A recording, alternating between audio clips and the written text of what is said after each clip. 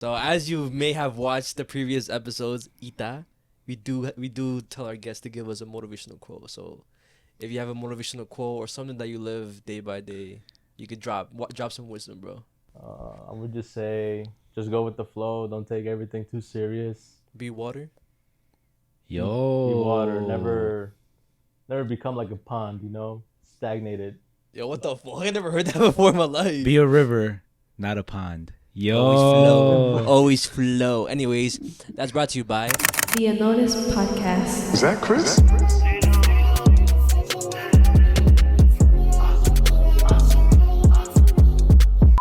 What's up, guys? Welcome back to the podcast that goes unnoticed. Welcome back to the spot. Don't make it hot. We love you, even if you love us or not. And welcome to episode 183. Shout out to all the listeners on Spotify, Apple Podcasts, Instagram, Facebook, YouTube, TikTok, and Patreon. Patrons are going to personal shout out in the end. And I just want to say, yo, you guys have been going crazy the past couple of weeks. Actually, this whole year, to be honest. And maybe a little bit before that. Y'all been going absolutely crazy with the videos. Always showing love with the likes, comments. I fucking love y'all. But also, before we get this podcast started, I do want to say that this is finally our fourth anniversary, like our fourth year doing this podcast. 4-year anniversary? Damn, we should have done something special. I didn't even know about that. Well, I mean, we have. What do you mean? But besides having a guest, Nah, you gonna take that, bro? Besides having a guest, we should have. Bro, I can say that he's my brother. But besides having a guest, I feel like we should have had like balloons or some shit. Like, yo, like I didn't even know this. I just realized that whenever it comes to something like this, like we never like celebrate or do anything. We just say, oh yeah, it's this milestone or whatever, and that's it. Let's just keep going. It's because we're not fucking rich yet. But anyways, as you guys saw by the intro, we do have a special guest who has been featured on this podcast in the early days, the very, very early days. Shout out to Ita. Yo. If you want to introduce yourself, who you are, for the new viewers who don't know who you are. I'm Ricardo's brother. I'm the disappointment. I'm not the YouTuber. what the fuck? It's hard. It's hard having like a younger brother, like overshadow you. Because it's like, even though I'm the older brother, I'm supposed to be, and I'm sure older siblings will get this, that you're supposed to be like the example, the mentor, the example, like the foundation for the other siblings to follow. And it's like, how could I top off my brother who's been all over the country, has a great career going for himself, famous around the world? How could you top that, right? Sometimes you can't, but as a brother that doesn't pursue that like sort of like lifestyle, the best you can do is just support him and be there for whenever he needs you. So that's why I think I said this in the stream when I did with George. Like, when you call me up, whether I'm the first option or the last option, it's always a good opportunity to like, be in this environment, because like you said before, this is somebody's life. Somebody's, actually pursuing their career. Yeah. Actually living their dream. While others are still working like 9 to 5s, or like have to work for other people you don't like, work under conditions you may not like. So every time I'm on this couch or I'm out there, getting my hands dirty, going to spooky places, or whatever, get hunted by spirits at night, it's all worth it, because at the end of the day, I'm part of their dream. Even if it's like for 30 minutes, 3 hours, is the best opportunity, and I don't regret it. Yo, shout out to Ita, because sorry to interrupt you, but if y'all don't know, like, he's always helping us out with when it came to like our spooky videos, like the haunted videos, and just whenever we kind of need him to like for help, because like usually a lot of our friends are always busy, which is not a bad thing. Everybody's always like it's life, but yeah, everybody has a busy schedule. I mean, the work, like, bro, motherfuckers be working, yo. Yeah, but shout out to him for making time out of his day, giving us his time. Well, my brother works too. I'm making it seem like my brother doesn't work, but like he just be down with the get down. But yeah. Show some love though. He does make some TikToks and stuff, which one of his clips are gonna be featured later in the episode. In a notice going dark. Y'all can follow him right here. It's Kino Fino YB. I was about to say TYB. No, it's Kino Fino, your boy. Yo, okay. What the fuck? What the like? Where did Kino Fino come from though? So I wanted to keep Kino because it's German for movie. Oh, okay. And Fino because I'm Mexican. I want to keep that Spanish. Mm-hmm. And YB is your boy. Everybody's my boy at the end of the day. Kino der Toten movie theater. But I was gonna ask you, like, how you feeling right now? You still a little nervous, or like, cause I mean, it's been like what 3 years? No, I think 2 years since you've been on the pod, bro. Yeah, bro. Yeah, this nervousness never goes away. I'm Nah. always feel like I'm on the hot bench because I kind of want to like keep the entertainment going, the conversation going, not feel stale. Because I do yap a lot, and I feel like that's kind of one of like my biggest curses and like gifts. Like I could yap about anything, but then I like be like going too much, and I gotta learn to like pace myself. Nah, myself. I'm not gonna lie though. Like I feel like it's actually a blessing. Like I feel like you take it as a curse, but like it's a blessing. And I saw that today because today this is I guess part of our weekly recap or whatever. But today I've been fiending with the whole like action figures collecting and stuff like that, and I just recently got my brother into it. And we went to this store in Brooklyn. It was so random though. It was like a random ass thing. We woke up, me and Ivy woke up early as fuck, and we're like, yo, fuck it, should we go to Brooklyn? Fuck it, let's go. We went, and then I was like, oh fuck, but I told my brother that like, oh, I wanted to go and shit. He probably wanted to pull up too. Let me call him real quick. He didn't answer, so I'm like, oh, bro's sleeping. Next thing you know, he's like, yo, he's already outside. I'm like, what the fuck? Where are you? Bro was literally like up the block. What the fuck? So he wasn't even like, it wasn't even like, oh, he was out the way to like, because I was already on my way to Brooklyn. So like, whatever, I was on the way. I called, he called me. I just had to make like a quick turn, 5 minutes away, picked him up. And then when we were at the spot, like the conversations like he was having and shit with the owner and shit is like it was valid and stuff. It's like it sounds like it's yapping, but whenever like you start yapping with somebody who's like interested in the same subjects as you, then it's like valid, It's like I wish that was me. I'm telling you right now, I wish that was me, because sometimes whenever I let's say you mention something and I want to like partake in the conversation, but I don't have nothing to add. In all reality, I'm like, yo, fuck, like I deadass wish like I had something to input, but I'm just here, just enjoying the conversation, just like staying quiet. I feel like that was one of the reasons why I made a TikTok. It was never about the money. It was never about the clout or the fame. It was because of that? It was just the fact that you have certain interests or hobbies that you may want to share with people. Yeah. And they will listen to you, but they're not engaged. Or they'll be like, oh, that's crazy. Or like, oh, yeah, for real? Like the typical sayings whenever you have a conversation and like, you don't know what to say. They'll be nice enough to listen to you, but they won't get anything from it. Yeah. So as soon as I started like making like whether it was edits, putting pictures of certain interests from my end, and I saw that people were actually genuinely like fucking with it, or like actually engaging. Yeah. That kind of like it made me feel good in the sense that I wasn't alone. Like, wow, I'm not weird. There's other weird people just like me that have the same interest at me.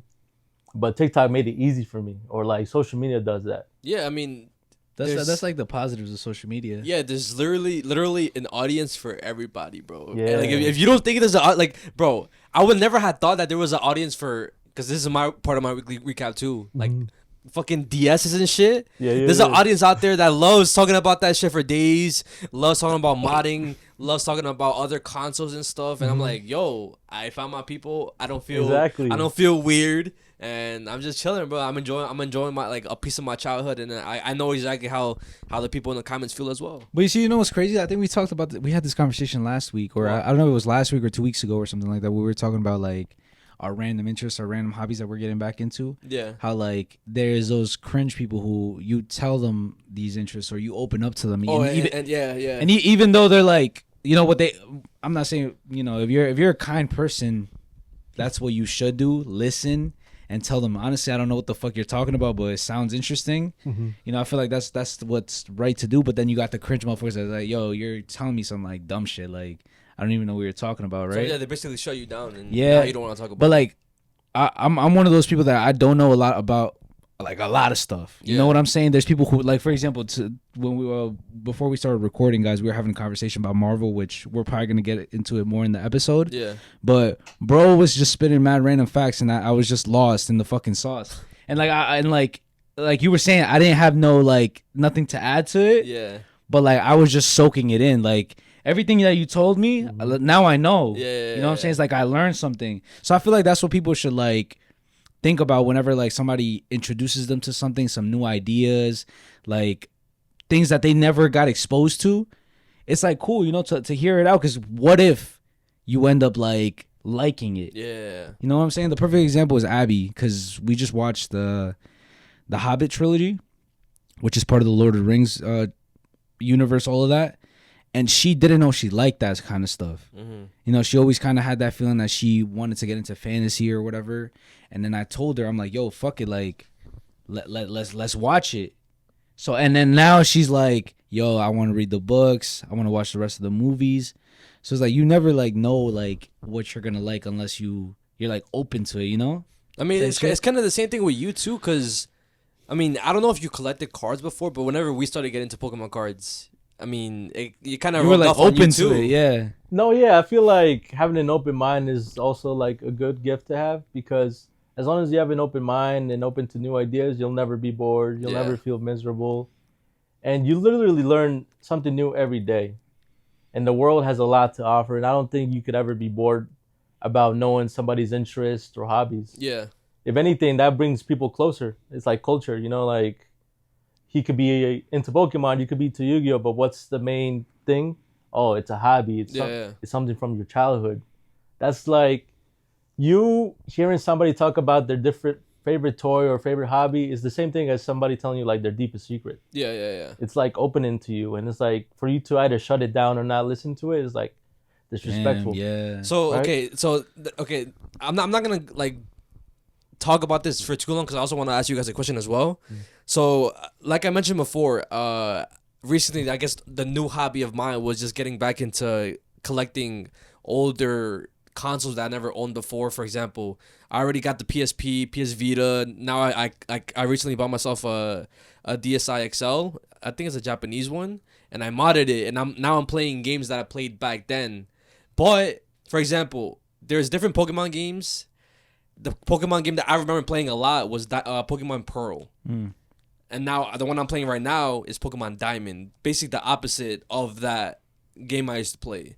And I'm just basically soaking it all in and just trying to... And I'm actually paying attention more to the game because, again, before I was a fucking jit. I just cared about cool Pokemon, cool moves, how they looked. I did not care about no dialogue that was. It's like you were like not fully aware of like what was actually happening in the game exactly. Yeah. But at the same time, I was, because there were certain parts in the game that I'm doing right now, and I'm like, wait, how the fuck did I even get to, like, how the fuck did I, like, for example, a bike? How the fuck did I get to how the fuck did I get the bike? Like, you had to do mad steps to get the bike, but I was a kid doing that. Wait, how did we get a bike? That's what I'm saying, bro. I didn't even know you had a bike. I literally walked all the maps.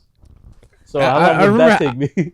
What the fuck? Like, exactly. Like, I remember having all those shits, but I don't remember how I got them, where these Pokemons are. But again, right now I'm just enjoying that shit. And then after I finish this game, I'm gonna just move on to other Pokemon games and just other Nintendo DS games. But yeah, I fucking love the DS, bro. If y'all, I highly recommend. Yeah, cop yourself like an old console you used to play back in the day, whether that's a handheld or like a gaming console, like for example like a old Xbox or like a PlayStation 2. But what I want to ask you guys, before you ask us the question, is like you're like the reason why you like it because of the feeling of having the console or like the games. It's the game. It's the games. It's both, because I've been low-key addicted to the DS, and it makes me feel like I did before, how I had no other problems. I had no like, bro, like an escape from reality type. Exactly. That's literally what happens to me when I play the game. Because I'm like, yo, I played this game, and 2 hours passed, and it didn't even feel like 2 hours. I'm like, bro, what the fuck? Where the fuck did the time go? Damn. But what the fuck? Again, highly recommend it. But what I want to ask you guys is, obviously you started the whole collecting the figures and stuff. Yeah. Which low key is getting me into it as well, because my other cousin he has like a good amount of figures as well that I've seen recently. But why right now type shit, and like why specific those, and for you too, like why right now, like, and why specific those figures did you get? Oh, okay. So I don't know if y'all can see, but yo, and before he shows this shit, like. I'm not gonna lie, like there's some like lore of getting the fucking figures, but these are some fire ass shits. I'm not even gonna lie. So I guess if you know type shit. My bad. I don't even know the lore of these guys, but all I know is that they're called the Decapod Gang, And I think they're supposed to resemble gangsters from like the 20s. They got like the whole like trench coat deal. They got like a Tommy gun. And overall, they just look fucking badass. Mind you, this is like my first purchase into this universe. Talking about figures. I guess the thing that like started me into getting like figures like that, I think he mentioned in a couple of previous episodes, was one of my uncles.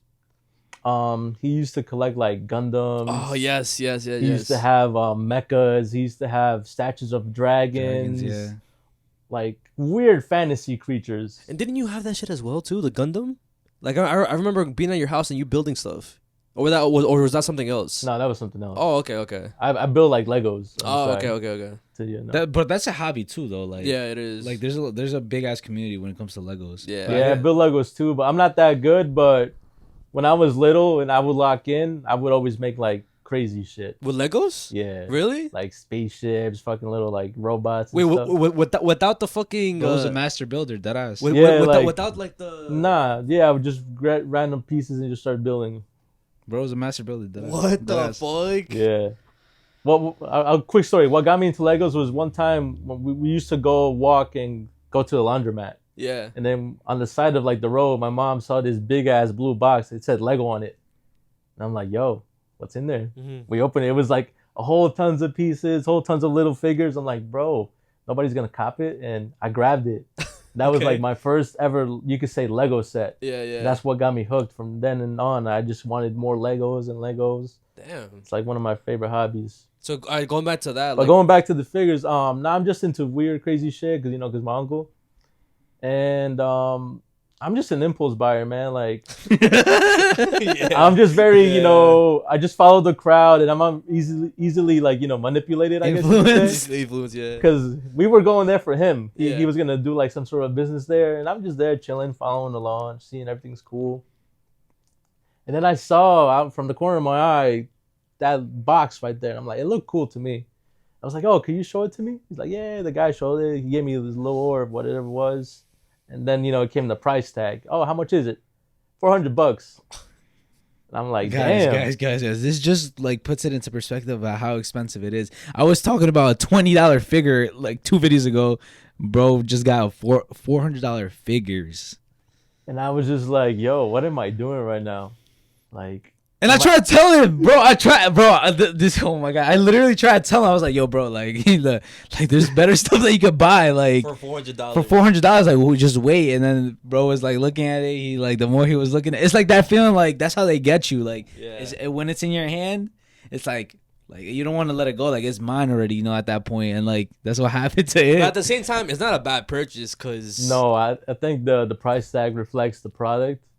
And I feel like that's hard in certain things when it comes to like collecting memorabilia. Yeah. You want to make sure that the price tag matches the product. Because at the end of the day, you want to be that person that a week from then just looks at it like, yo, was that really worth it? Was that really worth the $50? Because then you're always going to have second thoughts on what you buy. Yeah. You're never going to want to keep collecting. You're always going to turn it like, yo, I got to make it into money now. Yo, low-key.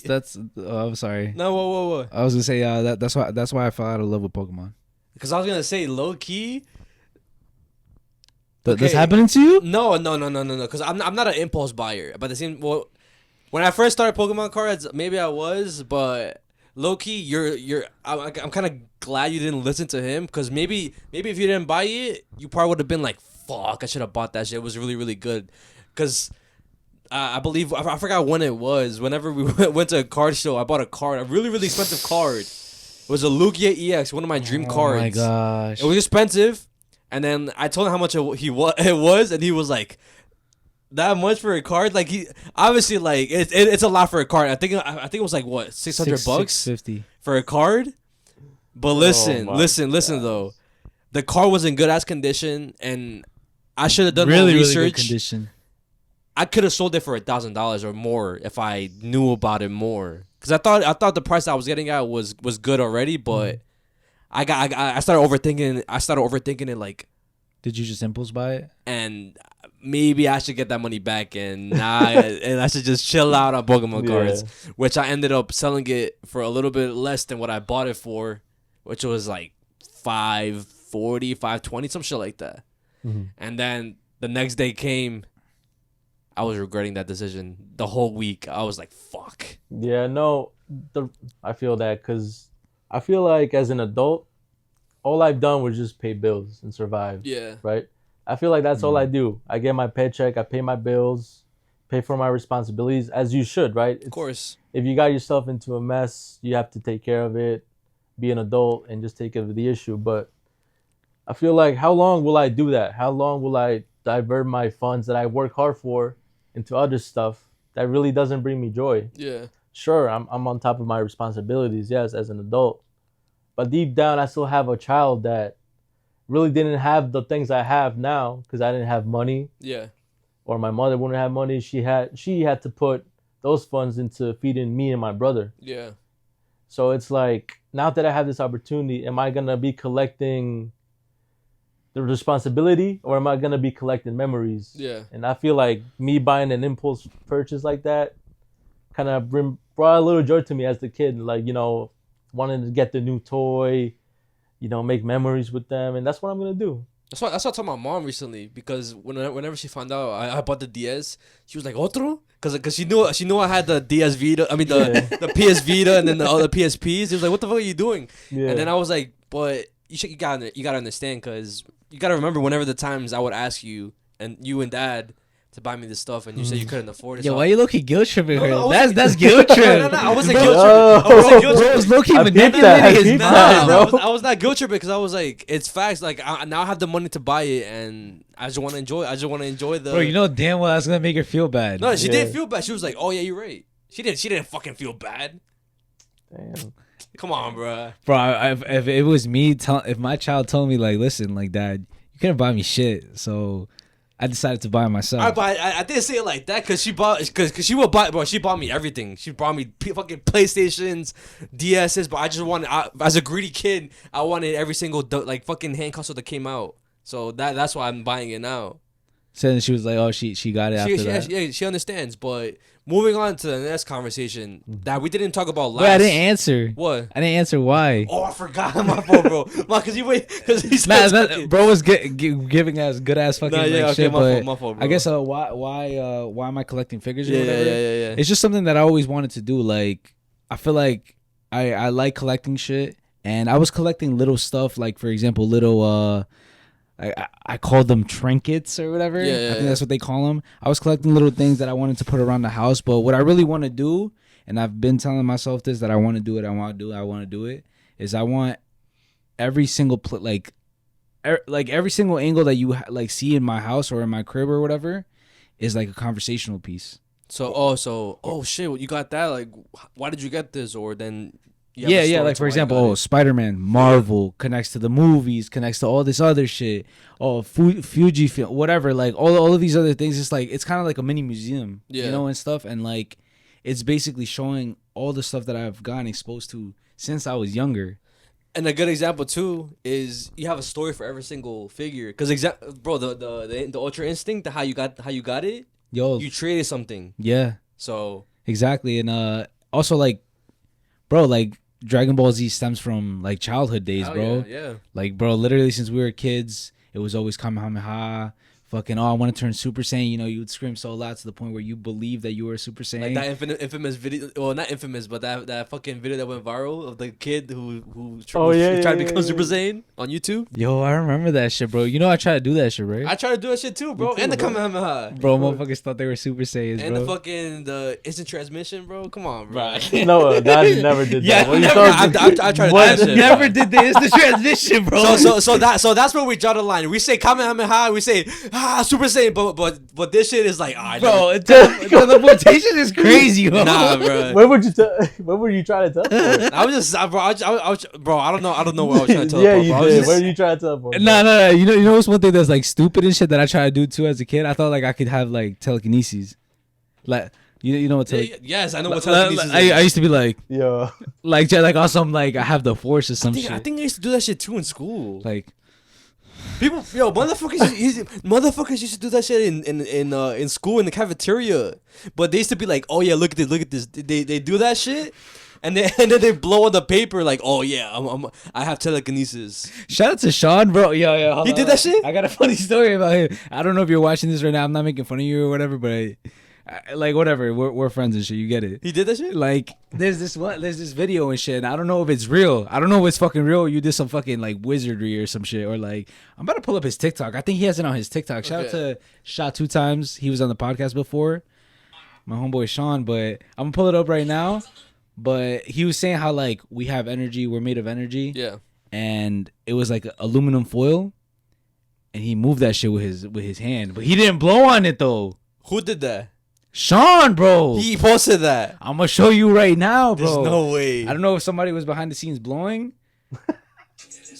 I'm gonna show you right now. I don't know if he deleted it. Oh, right here, bro. Look. What the fuck? Somebody will blow that shit or pull. Or Bro, there's nobody next to him. Bro, there's probably. Where? On the other side. Someone probably pulled it.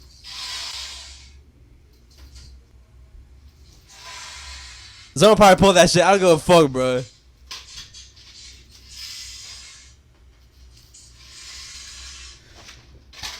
What you doing? Bro's looking superhero? Nah, because I think doesn't electricity reflect off the aluminum? Maybe he did that, causing friction, electricity. Oh, that happens? Oh shit! I didn't even think about that. We're over here thinking, yo, he has fucking powers and there's some fucking scientific explanation to that shit.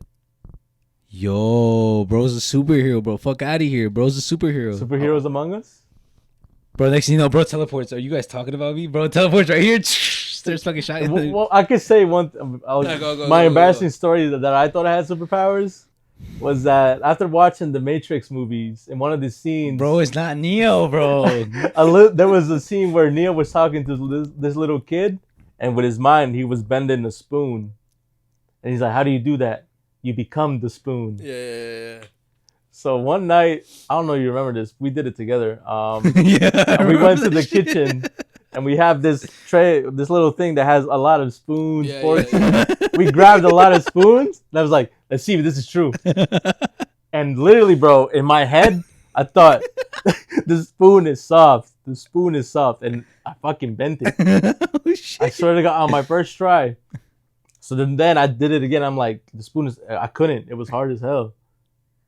All right, let me do it again. Instead of doing it on the same spoon, I was doing it on the next spoon. So I had like 5 spoons that were all bent. Then I don't know how my mother found out. He's like, ¿Qué pasó aquí?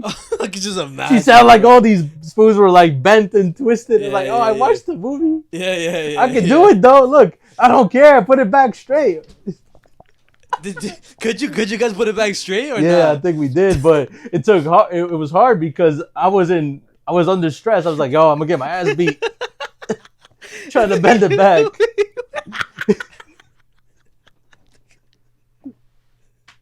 I think I got in trouble for the same dope shit. Cause I remember grabbing. I think it was after that day. I remember grabbing a spoon and going to the bathroom. And then I think it was like I even searched it up or some shit how to bend the fucking spoon with your mind. Yeah. And I think in the tutorial it was like, all right, so what you have to do is like you have to wait till it's warm, till the spoon is warm. And then that's when you bend it. And then I did it. And I remember running in the room and showing my mom, look, I bent the spoon too. Look, I did it too. I got my fucking ass beat, bro, too. Yeah, fuck. Bro. Yo, I used to get my ass beat a lot. We used to get our ass beat a lot. Wait, so both of you got your ass beats for that shit? Yeah, because it's like, what the fuck bro, why the fuck are we bending the spoons, bro? Yeah, fuck. I didn't care, though. I thought I had powers then, but... Moving on to like the next topic and shit. So we were just on the topic of Dragon Ball, and recently the Dragon Ball Super, they finally released and revealed that they're gonna drop a new season, like Dragon Ball Super 2, basically. And I wanna know your thoughts, cause me personally, bro, I'm excited, and I haven't read. I've seen videos of people talking about like the manga that of the, like, for example, the Galaxy Patrol arc, the Granola arc, the Moro arc. I don't know if you guys are familiar with that shit, but I'm not. It is fucking. It's gonna be peak, bro. I'm telling you right now.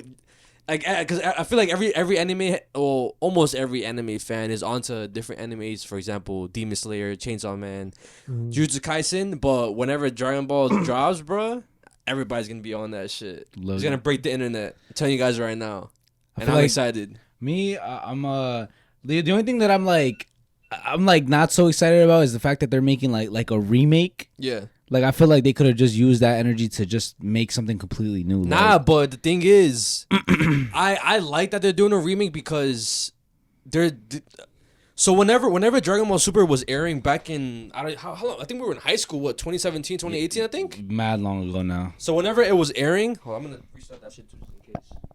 Whenever Dragon Ball Super was airing, the manga was coming out during the same time. So there was stuff in the manga that was completely different from the anime. That was better than the anime, and there was a lot of scenes. If you remember, if you rewatch Super, there's a lot of animation that's like fucking trash. It looks like so dumb, bro. Yeah, it looks like undone basically. Yeah, so now they're gonna basically rewrite their wrongs and animate it good. All the arcs, well, they're gonna animate all the arcs better, but they're not gonna drag it a bunch of episodes. They're gonna compress it into like a shorter amount of episodes, but it's still gonna be the same thing. For example, I think God of Destruction, what is this saga? Yeah, Battle of Gods. The one we was just watching. They're gonna remake that. That's only 6 episodes though. Before it was like 12 episodes in the first season. But why would they remake it though? Because they're gonna remake the whole Super leading up to the new arc that we haven't seen yet, which is the Galaxy Patrol arc. So are they like retcon and shit? Are they gonna? No, not really. No, not really. Because the retcon was what we saw in the anime.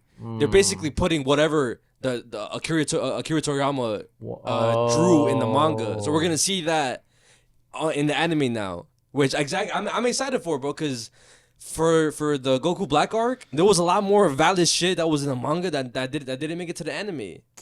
Yeah, bro. Bro. Damn. So Loki. I see what you're saying. Yeah. So we're gonna see a lot of valid. So why shit. now? Why are they honoring Toriyama's request now? Why are they? Well, maybe because he for one he did die, and maybe they want to end his legacy good by animating Super the way it's supposed to be animated. I wonder if because I don't know if it's has it been 40 years? Because this year there's this. Yes, it's the 40th anniversary. Because this year there's gonna be, bro, the figures that I'm collecting. Yeah. This month at the end of the month, I'm gonna go to a pop-up of Dragon Ball Z pop-up. And they're gonna have a exclusive. It was originally a Japan exclusive figure, but they're bringing it over to the States or whatever, and it's a 40th anniversary exclusive figure. So I'm pretty sure it has to do with that. I feel like it definitely has, bro. You know what I'm saying? Because it's bringing it's the 40th year anniversary. Let's bring some a banger or whatever. But I'm excited too. Low-key, I'm excited. No, I'll tell you guys right now, it's gonna be so good. Cause do you want me to spoil anything that happens or? The thing with Dragon Balls with me is I treat it like the World Cup. Like I really don't catch up in between the middle things, like the Tournament of Power. I didn't even know that was going on. Yeah.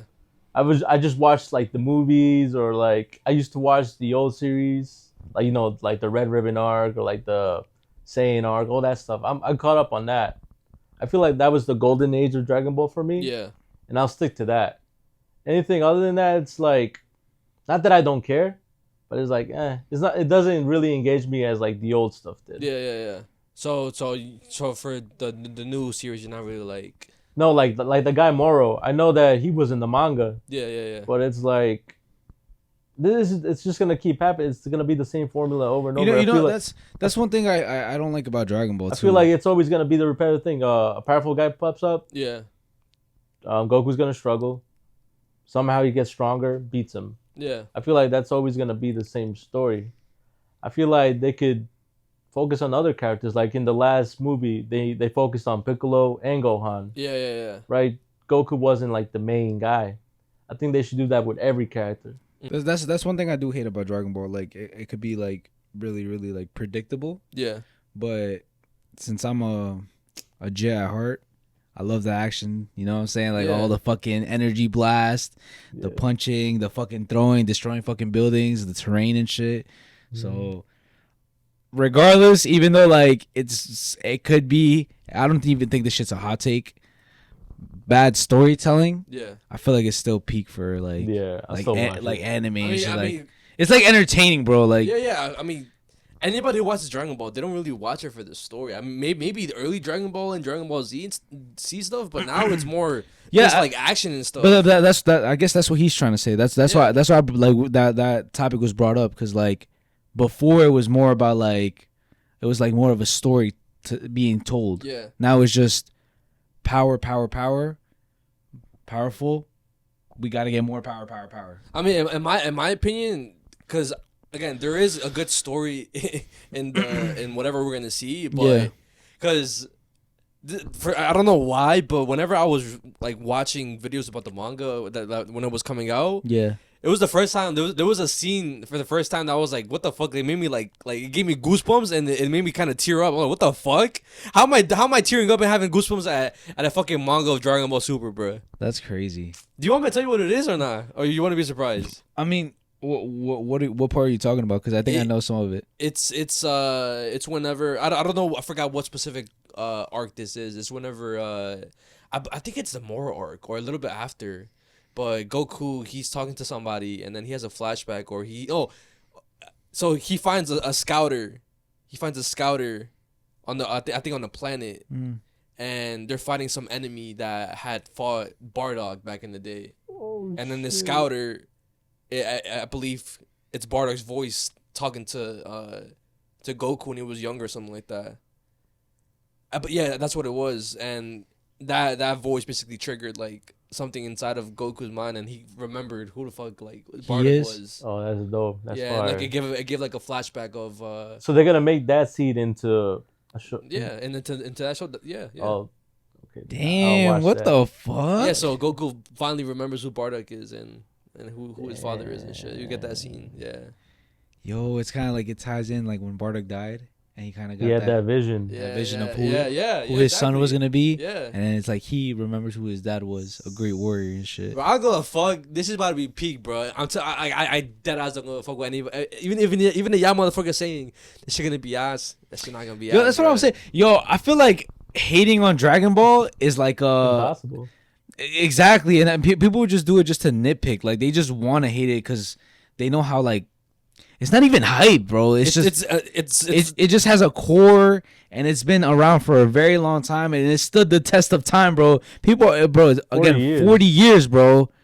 It literally stood the test of time, going back to where it was literally pure like sketch. Now it's like sketch, but like on crack. Yeah. So it's like, you know what I mean? Like it's so fucking beautiful and fire. I'm telling you guys right now, you guys are in for a treat. That's all I gotta say for that whole thing, whatever. But.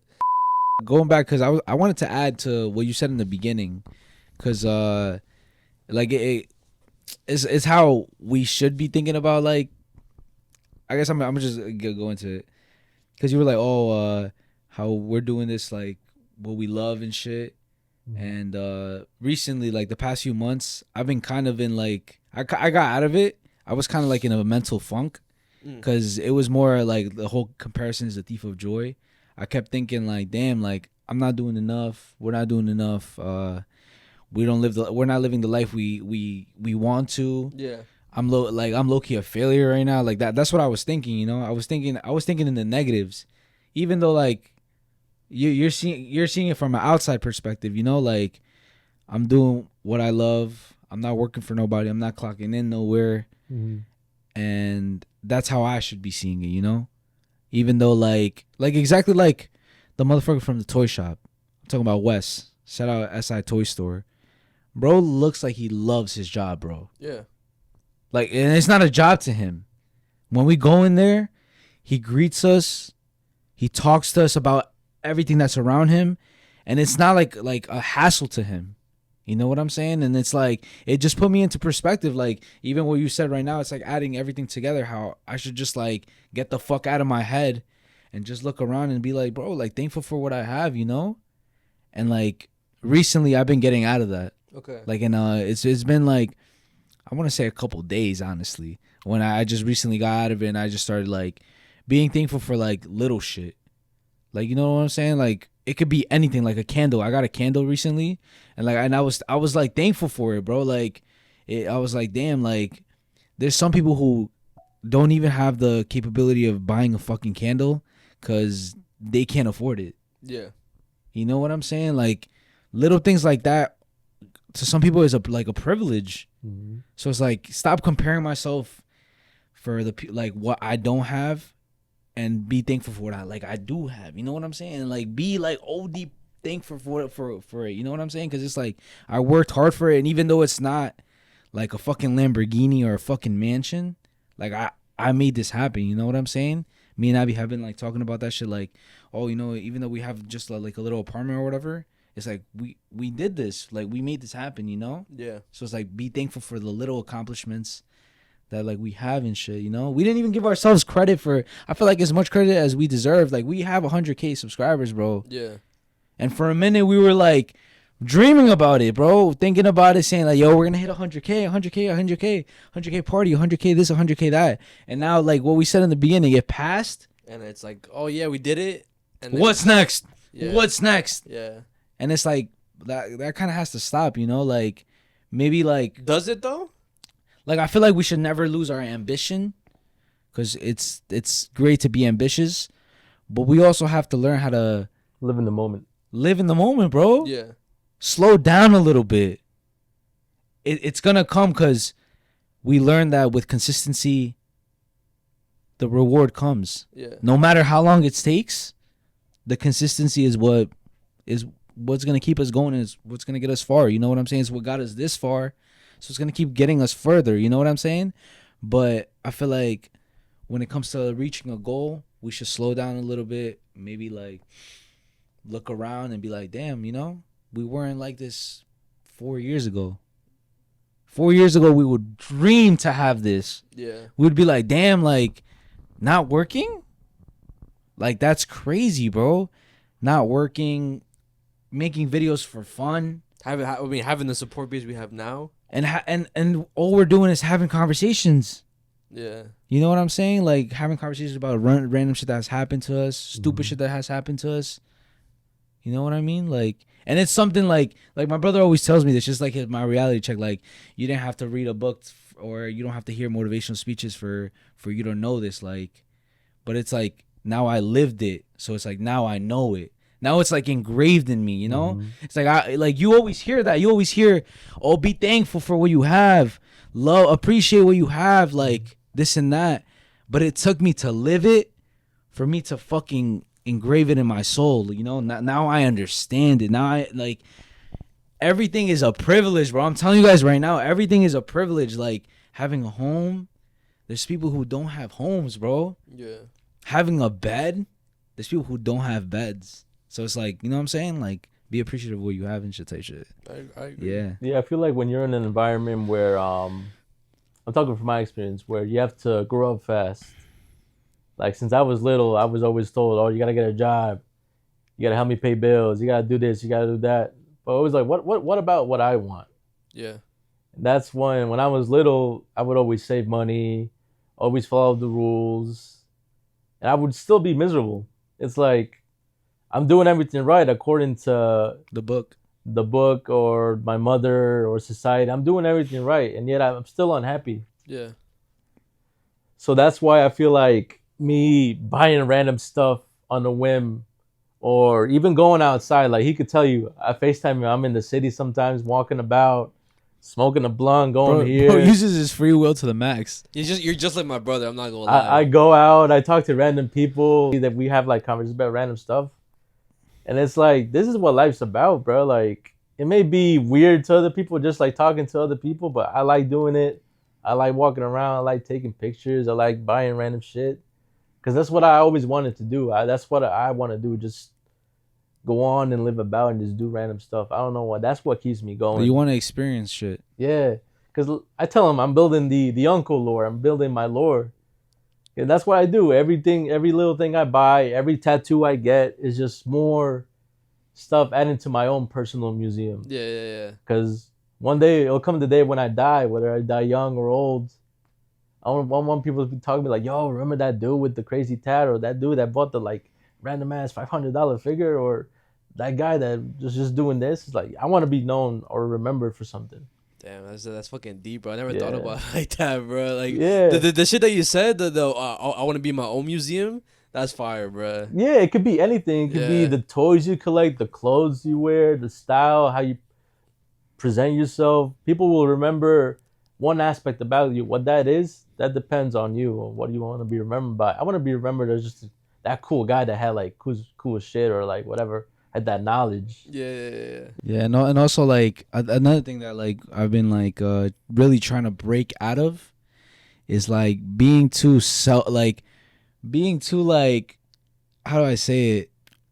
Like Did that stop recording? Yeah. Being too what? Hold on. Wait, it turned off. Oh shit. Did it overheat? I guess another thing that I've been trying to like break out of is being too like judgmental on myself. Like, you know, like I gotta just try to be me, bro. Talking about as in saying what? Talking down on yourself or something? Or? Yeah. I feel like I'm always like self-criticizing myself. Oh, being like, oh, like I look ugly today, or why am I so fat? Like that type of shit. Like that, but like I'm talking about just like when I interact with people, like why did I say that? Or I sounded cringe or something? Yeah. Like in a way where it's like, oh, like I feel like I have a certain image that I have to uphold, and it's like, I don't want to do that no more. But who are you upholding it for, if not yourself? Yeah, I feel, but like, it's because it's like, it's bad because I'm doing it for everybody else. I'm doing it for everybody else. Like the people who my just are family, outside? like everybody who that sees me, my friends. It's like I feel like people see me a certain way, and it's like I have to own up to those, I guess, standard. Is it standards or you know what I'm saying? I mean, what do you want them to see you as? Like, as a normal person. I don't like, but I feel like people don't perceive me as normal. What do you think they perceive? Yeah. They perceive me as somebody who's like oh, he has YouTube. He probably thinks he's like cool as fuck. Like you know what I'm saying? Like I feel like that's what I get perceived as, because when people have conversations with me, they don't ever ask me about my mental health, or they don't ask me about that. They ask me about like, yo, like what did you do, like, or like what's your next video about, or like where's your next trip, or shit like that. You know what I'm saying? But it's like, I feel like those are the people that really don't know you. Yeah. Because I feel like if a viewer or a close friend would ask you the important questions, these people probably just took a glance at your page or just saw you for a brief moment, and they already got a picture of who they think you are. They don't see Ricardo, they see the YouTuber who thinks he's got bread, who thinks he's the shit, the cocky person, or the guy with the ego. yeah, exactly. And then you think you're supposed to show that off. Yeah. But you don't, because they don't know you. So you don't owe those people anything. Yeah. Wait, is that why whenever you would go out and stuff, or it could be that or it could not be that, but whenever, like, for example, I'll say, oh, why didn't you go here, or why didn't you go to the gym, or something like that, but you said, oh, because I didn't shower, because I look fucked up or something like that. Is that why you would say that, or? Okay, no, I just don't want to be dirty. Like, All right, take out the shower part. Yeah. Nah. That's not that. Like, Oh, okay. it's just like, I thought you were talking about, because whenever you were talking, I thought you were talking about like your looks. but the thing is that's only like with people I know, like people I know, like strangers. Yeah. It's like I zone out. I don't give a fuck. You know what I'm saying? But like with certain people I know, it just feels like I have to hold up a certain like I just have to. It's like I have to have my shit together. But I feel like it's like with the way like motherfuckers grew up. You know what I'm saying? Because I feel like my mom wanted us to be perfect. I feel like, you know, so it's like me now. It feels like that's the only way that people are gonna accept me. Like no matter what. I'm talking about friends, specifically people that I know and that are like in my circle. Yeah, it's like I have to be perfect for them. I think you just gotta let go. Yeah, that's what it is. It's hard for me to do it, but I'm learning to do that. Let it go. Yeah. You see what that, and that's what it is, and I realize that, guys, this is about to be some like crazy shit. And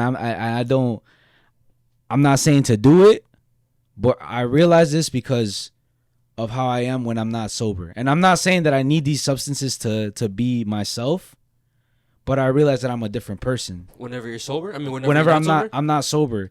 And you know what they say, whenever you're not sober, it really releases who you really are. Yeah, sober thoughts, they say, right? Exactly. So when I'm not sober, I'm happy and I'm talkative and like, you know, myself, because I'm not second guessing myself and I'm not thinking like maybe I'm doing too much or maybe I'm like being too overconfident or maybe I'm doing this. I'm like it's like I forget about that, right? But you see that's like the problem with society. When people hear, oh, the pothead or the drunk, they always see the substance. They always say, oh, he's an alcoholic. They never ask why he became that. Mm-hmm.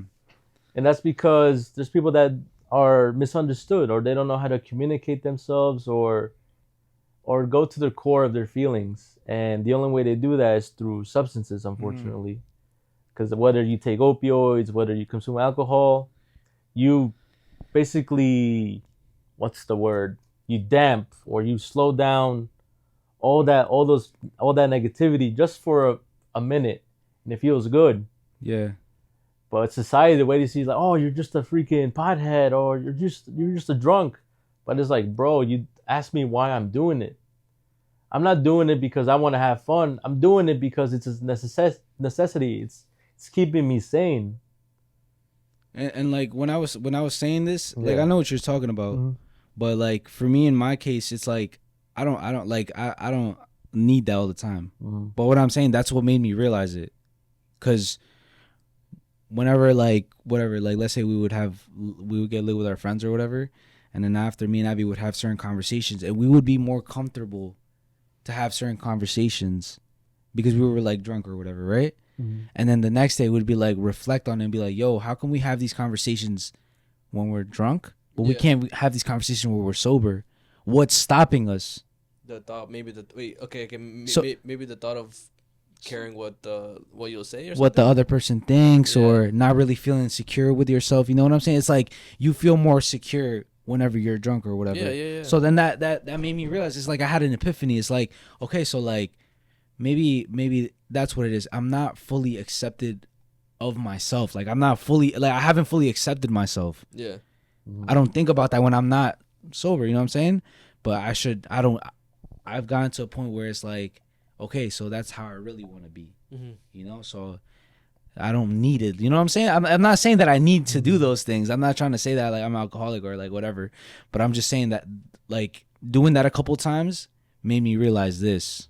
And it's like, it's something that I've been working on slowly and shit, you know, like accepting myself more. And yeah, just calming myself down, bro. I feel like since I get too anxious, I get too like, oh my gosh, I gotta be in control of everything, but I don't have to be in control of everything. Yeah. I have to just relax a little bit. I mean, this question kind of goes maybe into that too, but recently the thing that I kind of had an epiphany about was, so when did you guys realize, or when did you guys actually become a man? Like, when did you think that you became a man? I'm asking whoever wants to answer first. I feel like I'm not a man yet. And like I don't say that in like a degrading way to myself or like putting myself down, but like I feel like I still have so much to learn. You know what I mean? Like even like becoming a dad doesn't make me a man, or like having my own spot doesn't make me a man. I feel like when I get to a point where I fully accept myself and I could take care of other people like 100%, you know what I'm saying? Because I feel like right now my biggest struggle is sometimes my own fuck ups or my own fucking self problems makes me like a worse person for the people that I love. You know what I'm saying? Like me being too self-critical, then I start like thinking that you guys are criticizing me, and then I start like, you know what I'm saying? So I feel like that's what's gonna make me a man. Whenever I fully like accept myself, then I'll be like, you know what? Like I feel like that's what being a man is to me. You know what I'm saying? But I feel like I haven't really become myself like a man or whatever. What about you? I feel it would be like my childhood, like our father abandoning me or us, and my mom being the way she is. It's like I had to grow up fast. Yeah. And I already had a different way of thinking, like the way I approach stuff, and the way I was, I wouldn't say groomed, but a way to think. My mom would just like spew negativity into my brain, brainwashing me like, oh, you can't trust people, you don't have friends, one day you'll have to get a job, shit like that. And it's like, okay, why am I? And that's what I go back to, like growing up fast. When you grow up fast, you don't have time to soak in the childhood. You don't have time to soak in nostalgia. And I feel like that was the key thing that was missing in my childhood. Soaking in nostalgia and soaking in my childhood. And I feel like I not necessarily become a man, but become, I guess, aware of like what a man should do or what an adult should do eventually. Yeah. And I feel like that's just not healthy for a kid to go through, right? I mean, because you just start thinking differently, you start seeing people differently. And that's what I was doing as a child. Like, because at the end of the day, when you listen to your folks, they're supposed to be right. They're the ones essentially molding you to become better than them and, just spew knowledge. But in my childhood, I was just in a dark place. I just felt out of place. I really didn't fuck with nobody, and I just kept to myself because I knew all of this was bullshit. I knew school was bullshit. Yeah. Talking to classmates was gonna be bullshit because it doesn't really matter. Because once I left school, I had to go to the real world, and that was, oh, is my mom pissed off? Or, oh, are the bills getting paid? Oh, is there gonna be food on the table? I felt that way. I felt uncomfortable. Like, damn, I'm not really a kid. So I feel like when I was little, I had to, I guess, become a man. You could say. God damn. Yo. I think for me was well, again, I definitely think I'm not a man just yet because I still have tendencies that I'm like, yo, I shouldn't be doing this shit. For example, like just being immature or impulsive with money. Again, everybody does that, but I feel like I should just be a little bit more responsible with certain stuff. But the reason why I brought that question up was because for the past couple years, I've been like doing stuff that I kind of wish I've done like earlier, and I don't know if maybe that's a bad thing the way I think this way, because somebody could, if you listen to me, you probably think, oh, I kind of grew up in a good way, because the way my parents raised me, my brother and sisters, my brother and my sister, kind of like in a way babied us into not letting us do things on our own. For example, it wasn't until a couple years that I knew how to do laundry. Like in my 20s, bro. I should have been knowing that since I was like fucking like 15, 16 or whatever. And I was embarrassed to say it, but because like sometimes I would just drop off my clothes because I don't want to. I do that, bro. I'm not gonna lie, whatever. What? No, I'm just trolling, bro. I'm just trolling. What? No, I'm just being. No, it's just. What? Wait, what? What the fuck did I say? Because I was in my head. I'm like, what the fuck, bro? Like, how do you not know how to do laundry? But that's just me in my head. Like, wait, I don't know how to do it either. I drop it off. No, okay, but that's what I'm saying. Like, I wish that they would have taught me when I was like 15, 16, because most of the people that I know, they tell me that they knew how to do laundry when they were younger and stuff. So I was like, what the fuck? I never got taught that. So then it wasn't until a couple years ago that I was like, oh fuck, like now I know how to do my laundry and shit. So it's like, and also when it comes to like being more responsible with bills and all that stuff, like I wasn't taught that because again, my parents will baby us, and then I brought that out to my mom recently, and my dad then was like, "Yo, low key, it's not even your fault; it's our fault for not like teaching you guys like better."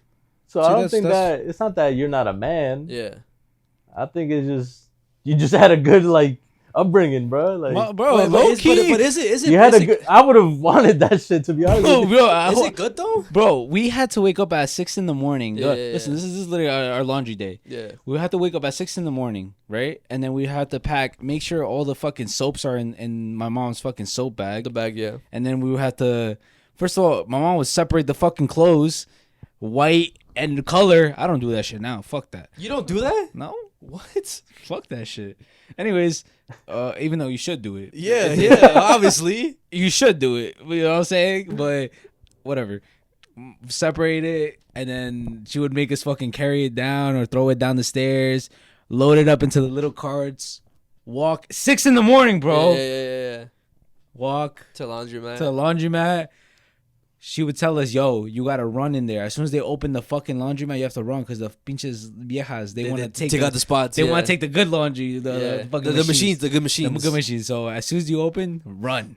All right, so like whatever, we go in there, load it up, and then she would just like put the she would kind of force us to watch what she was doing. Yeah. Because like if we didn't do it the way she does it, then we're considered retarded. Yeah. It's kind of fucked up, bro. You know what I'm saying? But like the way I'm thinking, like, yo, like, again, a lot of people grew up like that I know, but I didn't grow up like that, and I kind of wish I did.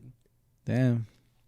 So is that bad that I feel that way, or no? It's not bad. If you can feel however you want, bro. It shows that you had a good upbringing. You had a good home. Yeah.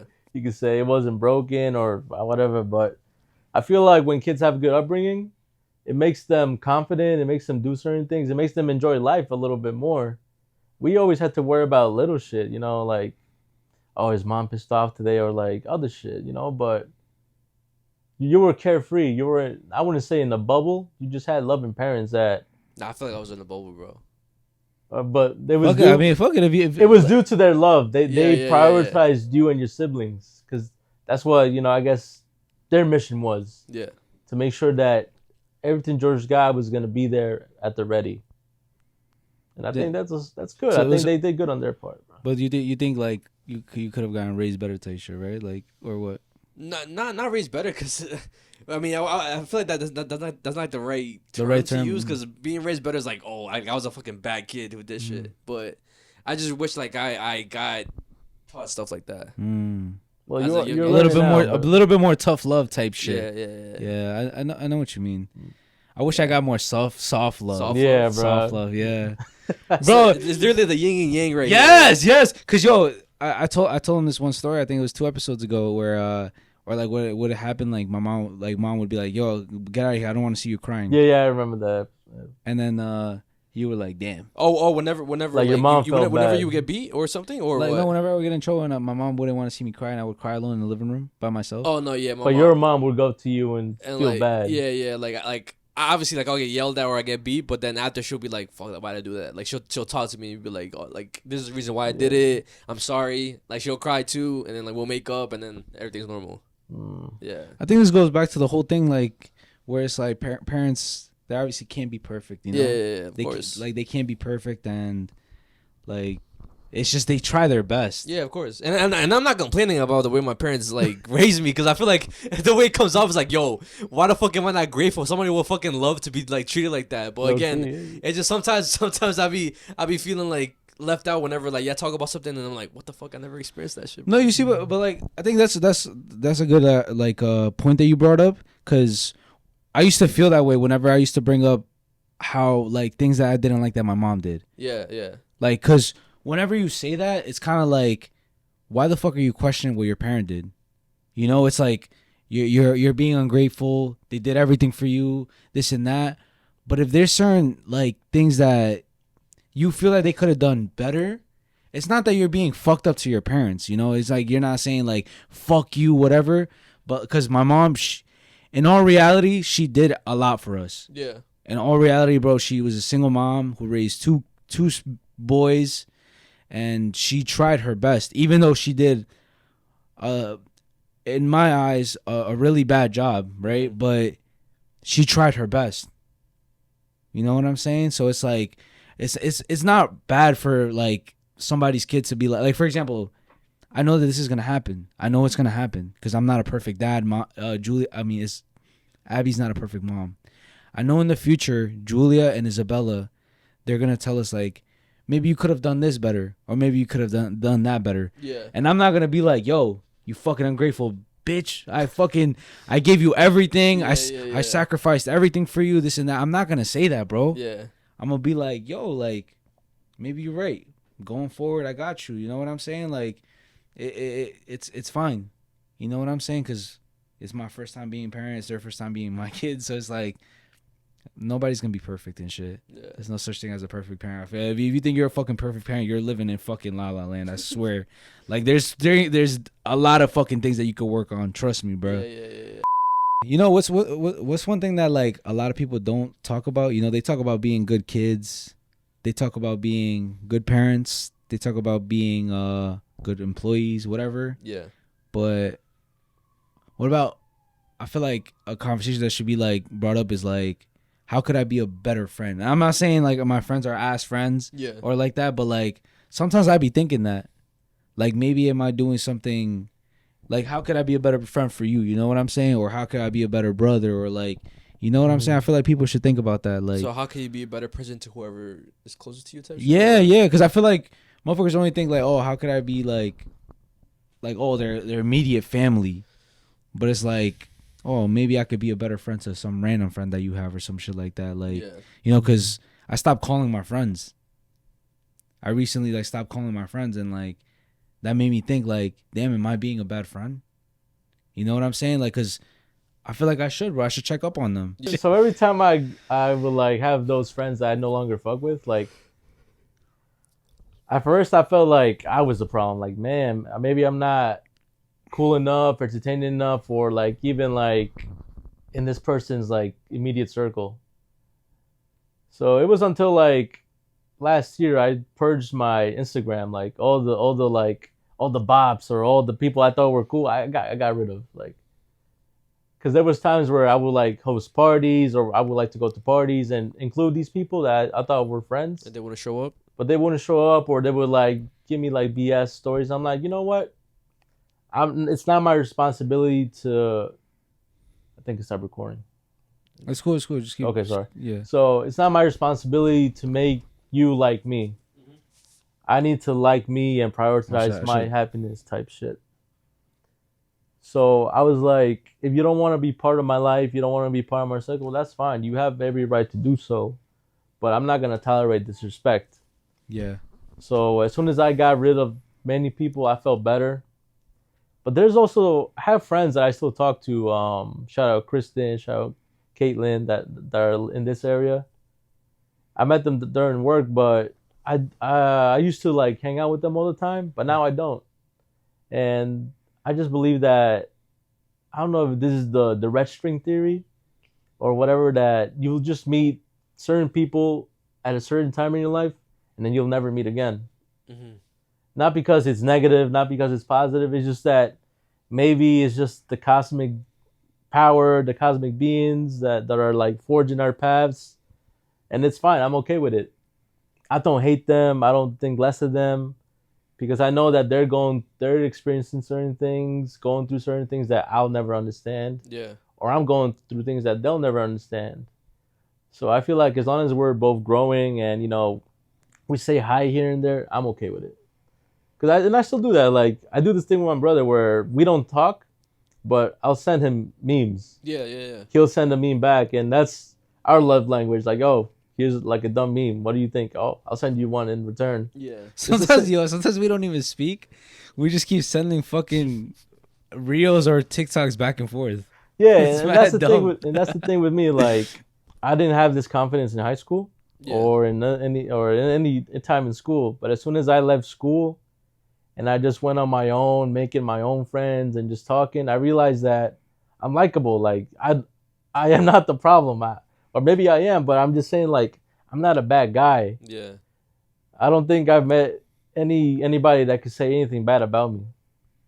Or if they ever did, I would like to find out, but I never like found out the truth. But it's like, no, I know what you're saying. Is because like you grew up with a certain belief that, oh, like you weren't likable, or you couldn't have friends. Right, because then my real friends are in Chicago. Shout out to my boy Enrique, shout out to my boy Nathan, Kevin, Omar, Angel, and Jose. Yeah, they're my boys. Like, I grew up with these people ever since I was playing like video games with them.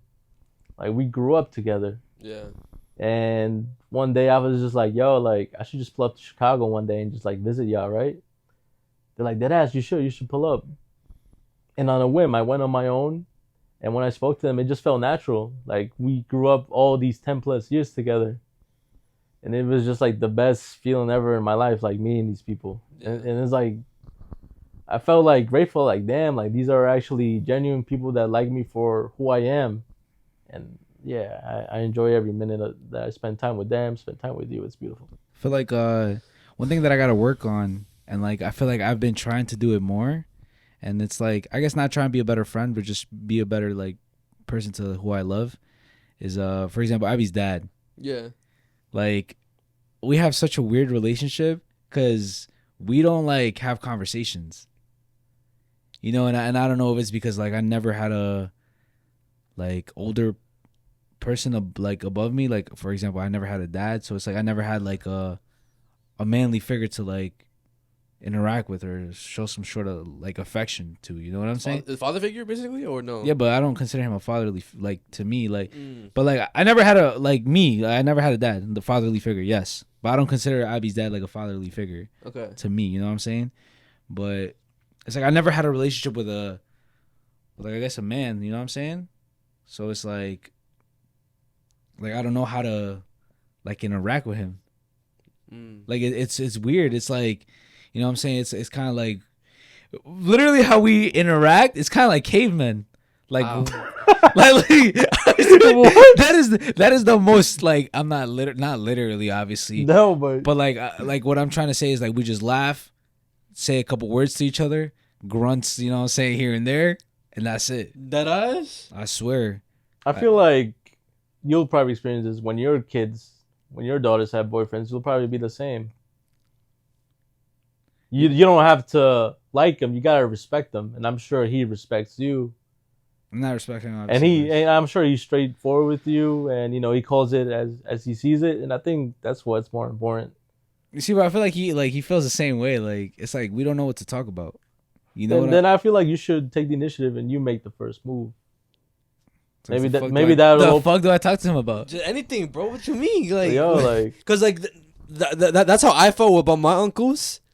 And then as of recently, since there's been more functions and I've been seeing my uncles more often, I interact with them more, bro. Like I kind of like the way I see it is like I treat them as like they're my friend type shit. Like the way I would talk to you, but obviously not like. You see, but I feel weird doing that. Why? You're like you're not a little kid no more. But that's how I feel. Like whenever I'm next to Abby's dad, like that's how I feel. I don't know why.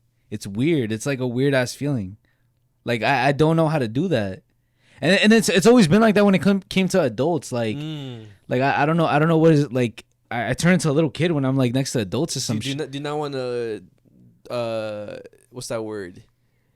Do you not want to cross a boundary or something? Yeah. It feels like I'm being disrespectful. You know what I'm saying? Like, and even though I'm not, like, I'm not saying anything disrespectful. It just feels like, yo, why am I too why am I too comfortable? Like, you know what I'm saying? Like I. You know, is you do know what I'm saying or not? Like, not having a father figure because of that, I see adults as people, like regular people like me. I don't show respect to them. I know it sounds fucked up. What the fuck? No, but hear me out, like, because I realize, like, working where I work, adults are just like pieces of shit. Like, what the fuck? Are they pieces of shit or you just dealt with pieces of shit? They're just older children. Well, tell them what you do, but don't tell them where you work at. If you could. I'm a medical assistant, and I work with like sick people, like elderly people, people between the ranges between 40 up to like 80. Yeah. And just the way they talk, maybe it's just a Staten Island thing, but this demographic, assholes. They're just assholes. They're just like miserable. They all they do is complain. All they do is just like one time I was just like, you know, fixing my hair, right? And then, you know, just I have mirror. I like my hair. Like my hair's fucking nice. What are you, pretty boy? Like what? Yeah, wait till you lose it, buddy. It's like someone said this. Now this is an adult, somebody I'm supposed to respect. You know that? What's that fucking saying? Respect your elders. Who in their right mind says that to somebody? Wait till you lose your hair, buddy. Every time I help these people. Oh, like an example, like they have erectile issues. Yeah. And they're like, wait till it happens to you. No one in their sane mind wants to wish bad on anybody. If I was in that, I was like, I hope this doesn't happen to you. I'm not gonna be like, it's gonna happen to you. You're gonna lose your dick. But I mean, what if he's just being realistic, bro? Because it's gonna happen. No, if anything, he's being pessimistic. He's just because something bad happened to you doesn't mean it may happen to me. Nah, bro. Every single man they get what's that shit? ED? Is that what it is? Yeah, Erectile yeah. dysfunction? Yeah, Yeah. ED, everybody gets ED. No, but bruh. there's some cases that don't get that shit. That ass. Yeah, So there's old heads out there like fucking 70s, 80-year-olds with fucking Tras. no fucking way, bro. Yes, they're probably bro. popping, Viagra's and stuff. But Well, obviously, but I'm saying like without Viagra, There has to be like rare cases out there, bro. Probably. I swear. it's like small chance. There's no way, bro. But what if you could be But that bro, small I percentage, bro? not to get too into detail with erectile dysfunction, but I've known people our ages that have erectile issues. But then again, most of the time it's not a physiological issue. It's a psychological issue. Is it because they goon too much, or what is it? No. So when you have a lot of stress, a lot of like unfinished business, or like any sort of ordeal, it affects your mental, and then you can no longer perform. And a lot of men like think like, yo, is something wrong with me? Am I losing my manhood? Yeah. No, it's because most of the time, if you're under stress, if you meet a new partner, you get like stage fright in a sense. Is that good? Is that good? There's a lot of equipment to worry about. That's good. Yeah. No, this is good. This is good. All right. Yeah. But yeah, bro, I don't know how we got into erectile dysfunction, but anyways, don't respect your elders. They know nothing. It's all about you. And I was talking Respect about yourself. Abby's dad. Yeah. What the fuck? But yeah, guys, that does conclude this Yap session for episode 183. Yappuccino. Hope you guys enjoyed. Just brace yourself, because I feel like this might be one of our darkest episodes. I am not gonna lie. Jeez. So I feel like it's good that we kind of set the tone. Well, not set the tone, but we. How would you word it? Damn, they should have watched this podcast backwards then. Yeah, low key, right? Yo, about to put a disclaimer. Watch this podcast backwards. I'm low key, because the second part is gonna be so fucking it's fucked, bro. But with that being said, guys, get your snacks, get your blankets, get your headphones, turn off the lights, get comfortable, get your cuddle buddy, and Enjoy the show. what's up, Chad? This is editor Mezziah dropping in. I just want to give a quick message before we start with the Unnoticed Going Dark segment. So we did talk a lot about the Epstein files in this episode, but there is still a lot more that we did not cover that we will be covering in the next episode, and maybe the episode after that. But like I said, this rabbit hole goes extremely deep. There's so much information out that it's just overwhelming to keep up with everything. But don't worry if you guys think that we forgot to talk about something, or if there's new information that came out. Trust me, we've seen it. Like I said, this is basically the part 1 of us talking about the Epstein files. And yeah, I hope you guys enjoy. Keep in mind, this is gonna be very, very dark and disturbing. So if you're not comfortable with any of that, feel free to skip through the timestamps. But other than that, just sit back, relax, and like Ricardo said, enjoy the show.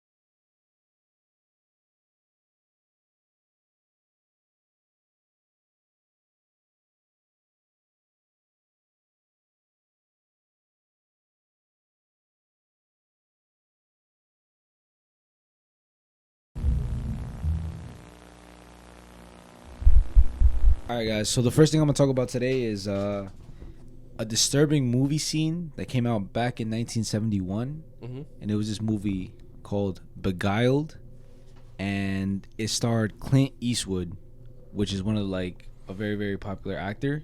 You know who he is, right? Yeah. And I'm gonna show you a picture just so you could get a reference of who he is. Yeah, because I don't know who that is. But there's this one scene where he's with this other actress and they're hiding from basically like it's the movie takes place during the Civil War, I believe, and they're hiding from the Confederates. Is that the Civil War? They're hiding from the Confederates. They're hiding from the enemy, and it's her and this little girl. Keep in mind, the little girl is 12 years old. Okay. And I fact checked it, and during the filming of this movie, she was actually 11. So she was 11 to 12 years old. She even says it in the film, like in the script. She says how old she is, right? Yeah. But the reason why I'm showing this and why I'm saying it's so disturbing is because of what happened next. So at first they're just hiding, and then it gets real dark. I'm gonna show you right now. Okay. Yeah, have you seen this before? Is it when they like kiss?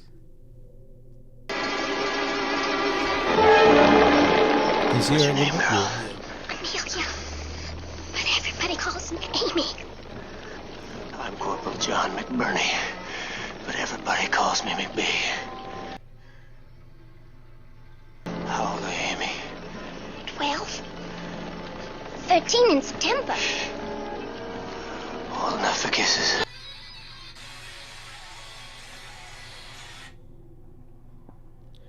And now a lot of people were saying, oh, it's AI, it's AI, it's AI. But no, if you go back in the movie, back in 1971, that shit actually happened in the film. And also, more like facts behind it, the actress, her name is Pameline Ferdin. She said that it was unscripted. That kiss wasn't supposed to happen. What the fuck? And her reaction to whenever she got kissed, she was like, was a genuine reaction. She was surprised. How supposedly, like, it's all like alleged. I don't know like the exact fact check, but I just know that it wasn't scripted. Like that was never in the script. He was supposed to be like, like shut up. Yeah, like be quiet, like covering her mouth, but he improvised that whole kiss. And I believe the director last minute didn't let her know about the sudden script change or sudden change in what was gonna happen or something like that. Like how people knew about it, but she didn't know about it. Regardless of all of that, he's a grown-ass man. Kissing a 11-year-old. 11 to 12-year-old, exactly. Ugh. So it doesn't matter if it was in the script, if it was unscripted. The fact that bro did it, and it was part of the movie, is still pretty fucking disgusting, bro. Wait, but like, why haven't I never heard about this though? Or like, bro, it probably just got brushed under the rug, bro. Nobody's talking about it, bro. There's a couple people like posting clips about it on TikTok and shit. That's the only reason why I came across it. Mainly because of what's going on with the whole like weirdos stuff, everybody getting exposed. Yeah, that's why it's coming up again. But a lot of people forgot about this shit, bro. Or just people saw it as normal, like the Shirley Temple movies. Oh yeah, hell yeah. She was heavily sexualized, or put in those scenarios where a lot of grown adult men are around her, coveting her, grooming her, or like just romanticizing her. And that's the weird part too, because like whenever I was like doing research on this, I was trying to see if it was AI, right? So I searched up multiple videos trying to see everything. Looked on Reddit, looked on YouTube, looked on Facebook, like everywhere. I tried to see if it was real, like legit, or if anybody like tampered with the footage or whatever. And then there was people in the comments saying how like, oh, this was like back in that day and age, girls were getting married at this age, like it was completely fine. Like little girls were lucky to make it past 5, so she was grown for her age. So they were just normalizing the behavior. They were trying to make it seem like it was completely normal, and especially because like, oh, it's Clint Eastwood, like a very popular actor. The actor that kissed her is Clint Eastwood. Mm-hmm. I've never seen him before. What the fuck? Yeah, I'm gonna show you right now. How he looks now or something, or yeah, maybe how he looks now. You probably like recognize him. Is he still like in movies and like? Have you seen the movie Gran Torino? No. Is that an old movie too? Nah, it's pretty modern. Really? Yeah. It was in there? He was in it. This one. This old guy? Nah, I don't think I ever seen him before. Nah. He was very popular back in the day. He would always be in Western movies, like cowboys. Have you seen this just like a clip randomly? Oh, actually, yes. What the yes, it's like a very popular. That was him? Yeah, bro. The good, the bad, and the ugly. obviously we've all seen what's been going on with the whole Jeffrey Epstein stuff. The Epstein files been released, and what I didn't know before, whenever we talked about it on the pod, was that the full files weren't released. It was just like a couple pictures, but now there's like a lot of files, a lot of fucking shit, that a lot of emails, everything was released. And what's crazy is that these aren't officials. These are regular people uncovering the truth. Yes. Meanwhile, people in government are like redacting it, or everything is like covered in like black ink. Nobody wants to talk about it. It's really disgusting. Wait, how are regular people releasing it? Like they're like, so certain files are coded with like with letters and numbers, and those letters and numbers lead to footage or pictures. And this is hardcore evidence. This is before AI, so nobody can say it's AI. Mm-hmm. This is for any screenshots or any sort of editing. So this is pure raw footage. Nobody has tampered with this. And like all the files, you can find them, I believe, on the Justice Government website now. Like there's like well, before entering, it tells you, are you sure you want to enter? Are you over 18? You got to put yes. But once you get in, you see like a bunch of links that are basically the files. And there's like I said, there's a lot of files on this fucking on this website. And before I get into that, right, I talked about it a little bit last podcast, but I took it out only because it didn't really make sense for me to mention it. Well, now I can mention it here now because it just makes more sense. And again, all this shit we're talking about is all public knowledge. Like, it's been released to the fucking internet. Anybody could go look at this information. And a lot of people too have covered it. A lot of content creators, a lot of podcasts as well. But everybody has talked about what this. I said last podcast, right? Because you just mentioned AI, right? So there's a lot of people who still believe that whatever files that they put out is AI, because they don't want to believe what's happening right now. Like, they want to say, oh no, like for example, how Trump was mentioned multiple times in the files. People want to say, oh no, he didn't do anything bad. This is just AI. Like let's just like not worry about that. So last podcast I was like, you know how AI is advancing so quickly now, right? And it's up to the point where you can't even tell when something's fake or not, right? Mm-hmm. And RAM, like the things that we use for our computers, like the PCs, that became more and more expensive, only because the people who run these AI companies, they need that to power the computers and stuff, the supercomputers. So what I said last podcast was, what if that's why they released it now? Because they had this information for fucking years. Yeah. So why do they release it now, where AI is basically almost not almost, but it's at its all-time high of it looking so crisp to the point where we can't tell? So maybe that's why they released it, so then people could get away with saying, oh, that's just AI. Let's not worry about that. It totally makes sense. And even the people who released it, like the FBI, fucking the president, every single person that was mentioned in this in the files, they're basically saying, yeah, we released it. Now we could just forget about it. Let's move on to the next thing. But it's like, why are they treating it like that? Yeah, you know what's crazy too? It's like, since everything is connected, whatever, it was kind of like a setup. Yeah. Because it all started with like the dumb AI videos, you know, the stuff that the kids watch, or like the tralalero tralala, like, you know, the Italian brain rot or whatever. Right? It started with this brain rot videos, then it slowly started transitioning into everybody making it a trend. Oh, you can AI yourself into looking like you're a soccer player or something like that. You know what I'm saying? It was like it was slowly training us to like basically get used to AI, and then out of nowhere they started doing the hardcore shit, like, oh, now you don't even know what's true. Like that video of a guy where he's talking. It's like he's talking normally, but as he's talking, he's switching from The Rock to like Cristiano Ronaldo, like different like famous people and shit. Hey everyone. I just wanted to quickly make this video to prove to you that we can no longer trust anything that we see with our eyes. We can't trust images that we see on social media. We can't trust videos. We can't trust our friends. We can't trust the news. We can't trust anything or anyone. So be careful out there. Why now, bro? Like, why? Guy, it triggers me because there's still a lot of people who see these files and think it's fake, or they just don't want to believe it.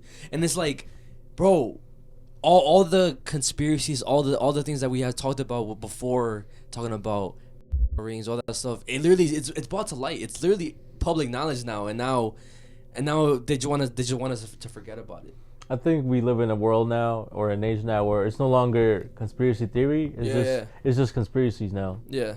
I feel like the evidence has come out, or like just our generation has become more aware of like what's going on in the world, that the elites definitely have secret societies, secret clubs, and they operate by their own set of rules. Mm-hmm. And when they operate by their own set of rules, in order for them to do that, they need to influence the government, certain people in power, to get away with the things they do. And like you said, I feel like for them, it's the perfect opportunity now to release the footage in the time where, like you said, you can't distinguish what's real and what's fake. Yeah. And since there's already a divide of people who don't want to believe it because either that's somebody that they look up to or somebody they know, for them to imagine that person is violating little girls or being a fucking degenerate behind closed doors is just too much for them to comprehend and grasp. And I think also it's only I think that's only a thing in like in the United States, bro. Because I seen the people that were mentioned in the files that like, for example, I think Prince Andrew, and then there was some other people that were in like Europe and stuff. Yeah. There were consequences to them, like the people like didn't allow that shit. But over here, I feel like turning a blind eye. You know what it is? I feel like, again, everything is a setup and everything is connected, right? So it all started with the whole mention that aliens are real. Yes. Okay, so as soon as they mention aliens are real, they're basically giving us confidential something that they were keeping secret for a long time. It was so like, oh my gosh, somebody got abducted by aliens. Are aliens real? You know, it's one of those like things that nobody could really talk about. If you talk about it too much, you get murked or whatever, right? Yeah. It started with that. They it was like a test. Even if aliens aren't real, they're gonna tell the public aliens are real to see how we react and what we're gonna do to the truth, you know? And they did it. Nobody did anything. And we reacted like nothing. Same thing how now. Exactly. Now they're releasing the truth slowly, to the point where it's like you said, they're not conspiracies anymore. There's just the truth. Yes. Like, it's just what it is. Yes. But they're getting us used to it, bro. Now it's like people are okay with people in power being sacrificing kids, abuse of adults as well, like just anything like that. It's like we're okay with it now, and we're not gonna do anything about it because we can't. Because these motherfuckers are empowered. Like they're comfortable with it now. Yeah. And again, have you seen any of the files or no? I really didn't like dive deep into that shit because I feel like it's gonna anger you. It angers me, and the fact that this is still probably going on right now as we speak. Yeah. So I did a couple digging, not too much, because again, there's like thousands, or like I think from what I saw, like millions of these files or whatever pages like to go through. So it's gonna be like years till somebody goes through the full files. But one thing that I did see, right, and this also brings a question to something else too, of like them using kids as basically how we use animals to slaughter and to take their meat and use it for something else. For example, like burgers, hot dogs, stuff like that. Like a farm? Okay, so what if they're making farms but out of babies and kids? Because in the files I'm gonna show you, there's these like journal entries from one of Jeffrey Epstein's victims, and this it's like all like decoded with certain words here and there. But whenever you decode them, the victim basically talks about her getting impregnated at a young age, and then the doctors taking away the babies, and her just dealing with the consequences of having a kid really, really young, and them sacrificing the kids. So I'm gonna show you guys, like, it doesn't show nothing graphic. It's just like what the books look like, but you can see like her putting pictures of sonograms, which it's believed to be her kids that she gave birth to. And again, if this is one person, then this could be happening to like multiple other kids. You know what's crazy? They it's a fact that they do it. Like what you're saying right now is, I feel like it's not a conspiracy. Why do you say that? Because I seen this video of a person speaking on like a lot of history that got not taught to us. Yeah. So obviously when we got taught about slavery, we got taught that these racist motherfuckers put African Americans in camps or in like farms or whatever, and then they would make them like pick cotton. They would treat them badly, hit them and shit. But a lot of the things that they didn't fucking teach us in school, that's part of history, is that they would have what are they called? Plantations. Yeah. Okay, so they had different plantations for different things. So they had plantations for cotton, right? Yeah. That was one plantation. That's what we got taught in school. They also had plantations for human meat. Okay, yeah. Where they would eat babies. They also had a plantation for just women. They also just had this. So now imagine that's like people in power at that time, bro. Mm-hmm. That was the people in power at that time. Now this is people in power at a way larger scale, bro. Way larger that we might not even know about. So they're definitely doing it, bro. Yeah. Like it's like people who think that this shit is impossible, literally in this world, I'm telling you right now, literally in this world, if you have money and power, you could literally do anything. I swear, like, there's been so many people that like talk about this shit, how in these third world countries they sell their kids because they can't afford to care for them, bro. Yep. I'm talking about like the Middle East, the Asian countries. They're literally sold it, and a white person or a rich person comes into these little towns, and they give them the kids. Yeah, there was one lady, I forgot, I don't know who she was exactly. I believe she was part of a program that helped save kids. She went to Haiti trying to smuggle kids, human traffic, into the Dominican Republic, and she got arrested because they caught her. So it's like, bro, a lot of these companies, these places where it says, oh, we're saving kids. Yo, it's not what they're really doing, bro. Then should we even be talking about this? Should we even be talking about this? But all this shit is all said on videos and shit. Okay. It's not just like I just work talking about. Yeah. No. Trust. Those are the journal entries from the girl, the victim.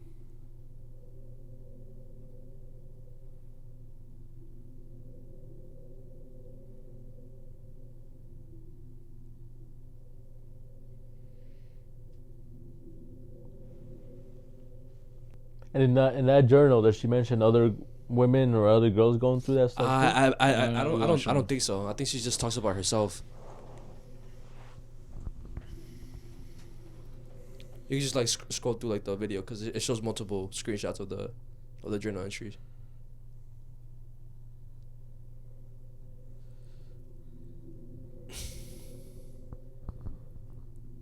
I can see what you mean by coded random letters. Yeah.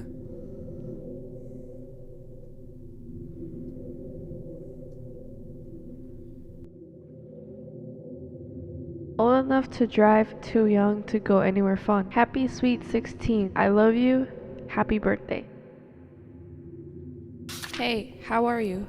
I was going to talk to you about this before, but you still had a boyfriend. And then I was going to talk to you this morning, and you said to write a letter. So I am writing a letter. I wanted to ask you if you would like to go out with me. I already have your phone number. Mine is... Close your eyes. Close your eyes. Close your eyes. Don't speak. She doesn't talk. I can't stop shaking, and it's been a week. A decision was made, but I can't tell Jeffrey. These things happen. Why didn't I close my eyes fast enough? The doctor was different again. I think he had kind eyes, but didn't speak directly to me. This was different. A shot in those rod-like things had a hook, and so much pain. Ghislaine said to push all the pain away. I don't understand. Blood and water all over the bed.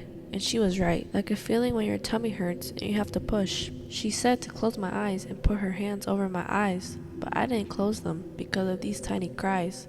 I am so lost. I saw between her fingers this tiny head and body in the doctor's hands. It reached his tiny arm up and had a tiny foot. I closed my eyes and no more cries. I don't understand. Just say these things happen. But he doesn't believe that. They yelled and screamed, and he said it would be the same in a couple of months. And she said she was fed up with it all. I don't understand what is going on, and no one would tell me. I can't go to school like this. I can't stop shaking. Why won't anyone make it stop?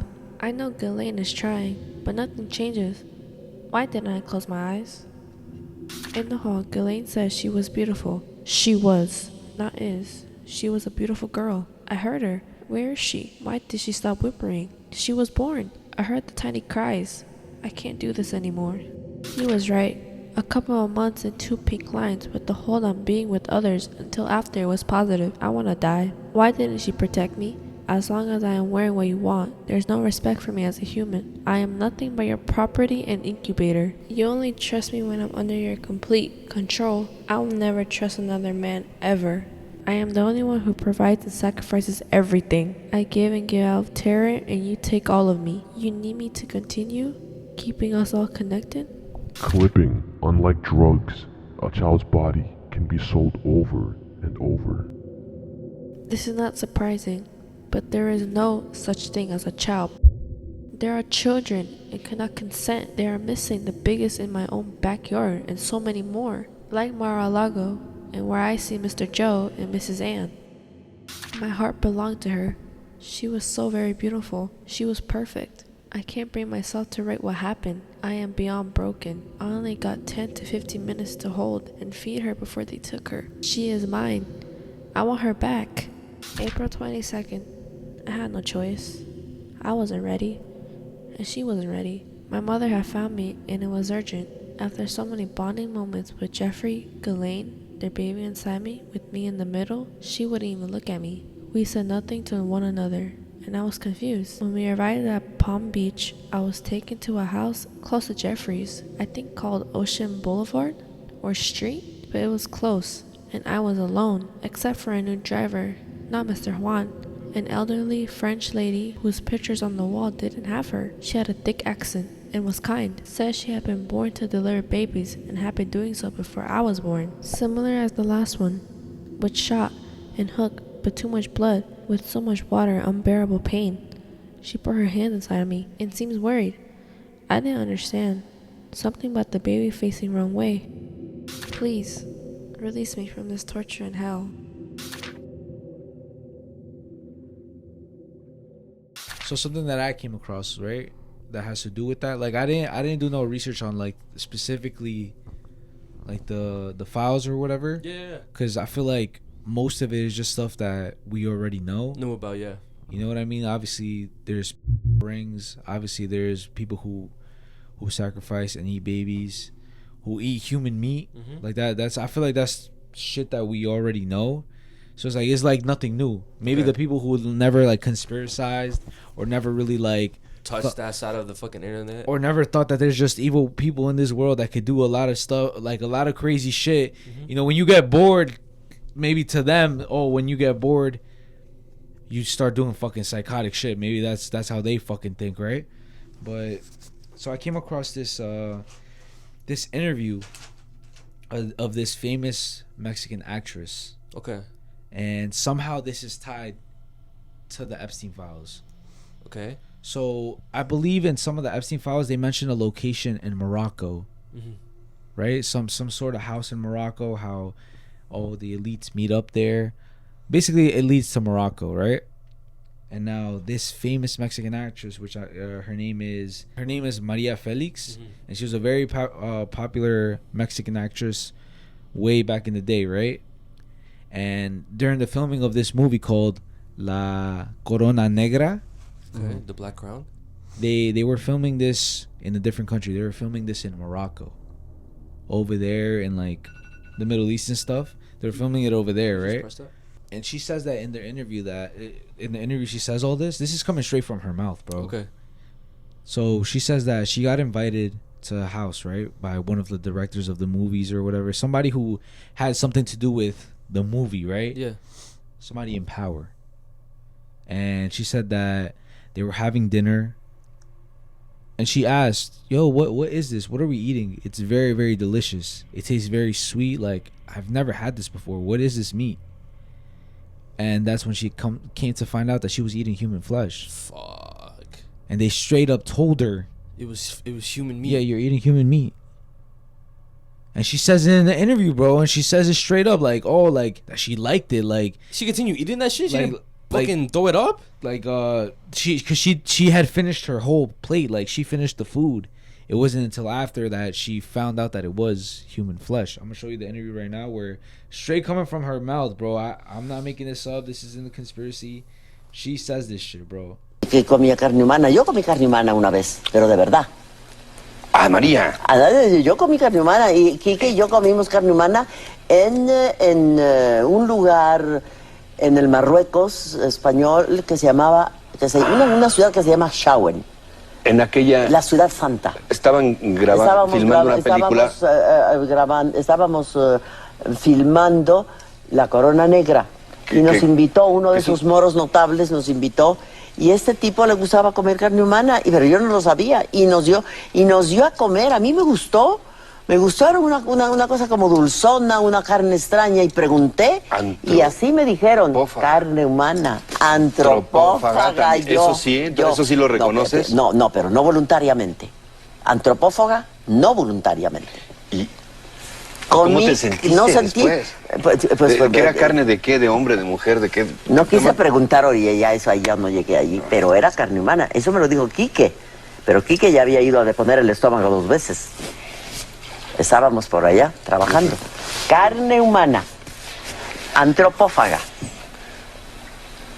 No me has dejado estupefacto. Estás, te veo estupefacto. ¿Y después qué te pasó? Nada, pues a digerir la carne humana y ella no. Pero yo no lo sabía. Si lo hubiera sabido, ¿tú crees que yo me voy a meter a comer esas? What the fuck? Yeah, and there's a lot of like conspiracies revolving around that actress, like saying that, like the regular stuff, like, oh, she sold her soul to the devil, how she's basically known for like consuming weird this weird blood coming from the Middle East or something like that, or coming from overseas. Weird blood? Weird blood. She doesn't say, she never specifies what it is, but she says that that's how she keeps herself young and looking beautiful. Adrenochrome. This blood, yeah, that she says that she gets from somewhere overseas, and she consumes it. You know what that is? Nah, what is that? You know what that is? Nah. You explain it, bro. So it's like, whenever this I forgot who described it, but it was a brujo that talked about this shit, right? When the brujo was talking about it was when you sacrifice a kid, right? When you sacrifice a child, you're supposed to basically implement so much fear into the child that they release adrenaline. So when the adrenaline and the fear is rushing through their veins, through their blood stream, they kill the child, and then that's when basically the blood tastes the best. It's like some sort of drug, because their essence, all that fear and all that adrenaline is in the blood. So when you consume it, it's like you're consuming the life energy of the blood of the child. And I also found out recently that it doesn't have to be a child. It could be somebody else. It could be it could be a woman. It could be a man. As long as it's adrenaline. As long as that adrenaline is kicking in, and like they're like they have like the most fear, then that's when that whole adrenochrome is made. My God. Yeah, bro, and like it's been a known thing that these, you know, like a lot of people in power, they drink that shit, bro. Bro, and then like Pennywise, he fucking says, oh, cause he could eat kids, he could eat humans or whatever, but he says that fear is the seasoning. Yeah. Fear is what makes it taste good. Yeah. Yo, that shit's fucking scary, bro. Like, so again, this whole thing goes into like a whole nother rabbit hole called Pizzagate. I don't know if you know what that is. Is that when they would host parties for little kids? No, it's something else. It's something worse, bro. Oh. Okay, so I don't know if you guys remember back in 2016. I believe it was during the election year, whenever it was Hillary Clinton and Donald Trump. They were competing against each other to see who would run in office or whatever, right? Mm-hmm. So during that time, I don't know if you guys remember, there were a bunch of emails that got leaked from Hillary Clinton. Yeah. There were like 20,000 emails that were leaked on I think a website called WikiLeaks, and a lot of these emails, they were talking code using cheese pizza, pasta, sauces.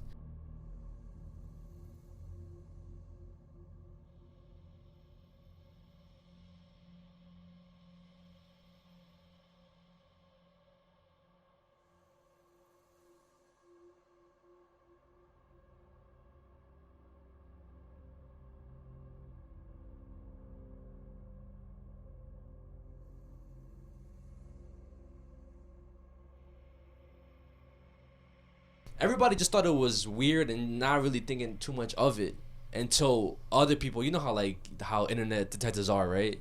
So people started decoding these emails and figured out that cheese pizza, pasta, all that stuff are code names for kids. So wait, when Adam Sandler says, "Oh, Jennifer Aniston has the best pizza," yes, bro, yes, because cheese pizza is another acronym for CP, cheese pizza, CP. That's what. Wait. Yes. Yeah, another thing like about that is that Epstein, he was like into Call of Duty. Yeah. Oh yeah, I saw that shit too. COD points, CP. Yes. And I think at one point he got banned from that shit. I don't know. I didn't read too much on that shit, but I did see that. Yeah. So those emails were floating around and people decoded them. Why the fuck did she have them?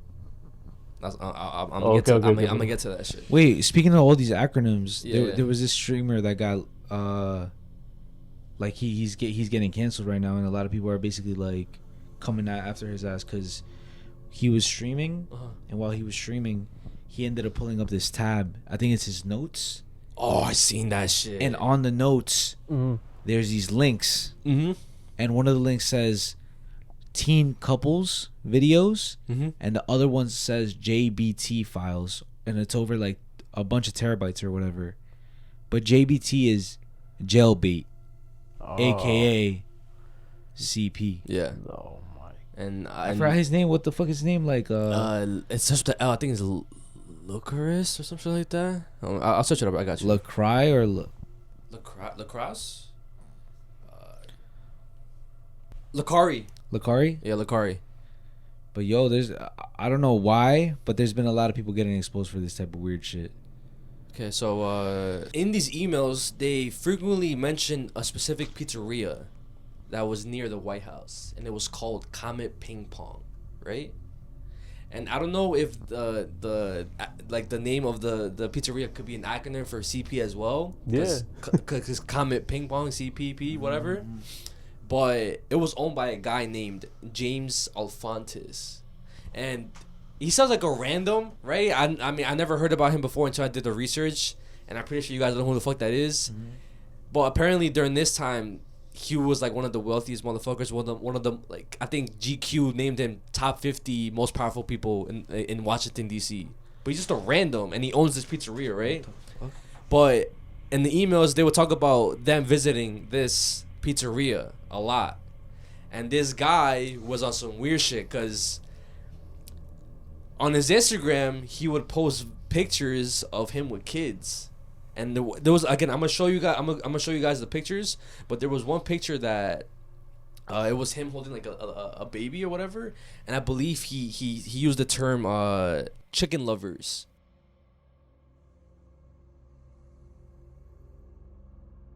Chicken lovers is a code word that would use to describe them liking kids and stuff.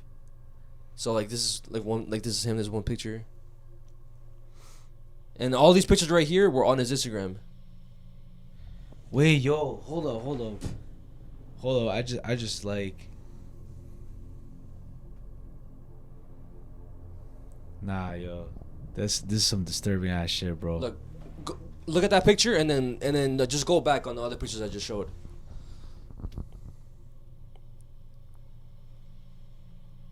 He also posted a picture.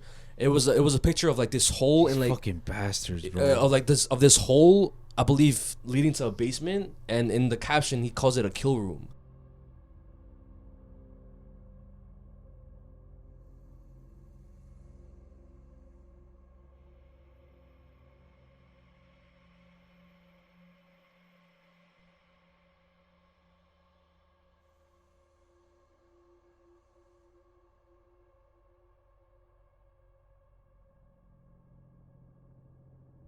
Bro, you know why they call it chicken lovers, right? Why do they call it chicken lovers? Bro, all right. Just try not to think too much of it, but like, so you see how a full chicken looks, right? Yeah. It has arms, it has legs. It's kind of the same size as a baby. Yeah. Chicken lovers, they're fucking dirty fucks, bro. Bastards, bro. So he would post that, right? Yo, I hate this shit, bro. I know, bro. I know. So another weird thing also is his profile picture before, it was this guy named, I think it's called Antonius or Antonuit. I don't know how to say it. It's like some Greek shit. But he was a Greek youth who had a relationship with Roman Emperor. Oh wait, he turned. Didn't he like cut off his testicles? I don't remember that, but like he had a relationship with like some older 40-year-old Roman emperor, and that was his profile picture. It was a statue of him. Oh my god! What the hell? So that went on. I think nobody really paid too much attention to it, and then in 2016, there was a crazy shooter that entered that pizzeria. He was spewing hate. He was spewing conspiracies, just yelling like a lunatic. His name was Edgar Welch, right? He came in with the AR-15, shooting rounds everywhere, but he didn't kill nobody. Everybody left, and then when the cops got there, they said that he stayed in that pizzeria for like 20 minutes. And what Edgar Welch says is that he came across his closet that he didn't know what it was, but it was locked. And he tried to he tried a while to open it up, but it wouldn't budge. So he put some rounds into the door where like the lock was, so he could open it. But when he opened the closet, he had shot a computer. So right, that's weird, right? It could be coincidence. Why the fuck is the computer like locked? And why was that the only thing that he damaged? Because he shot the fucking closet or whatever, right? They arrest him. Come to find out, this guy was an actor.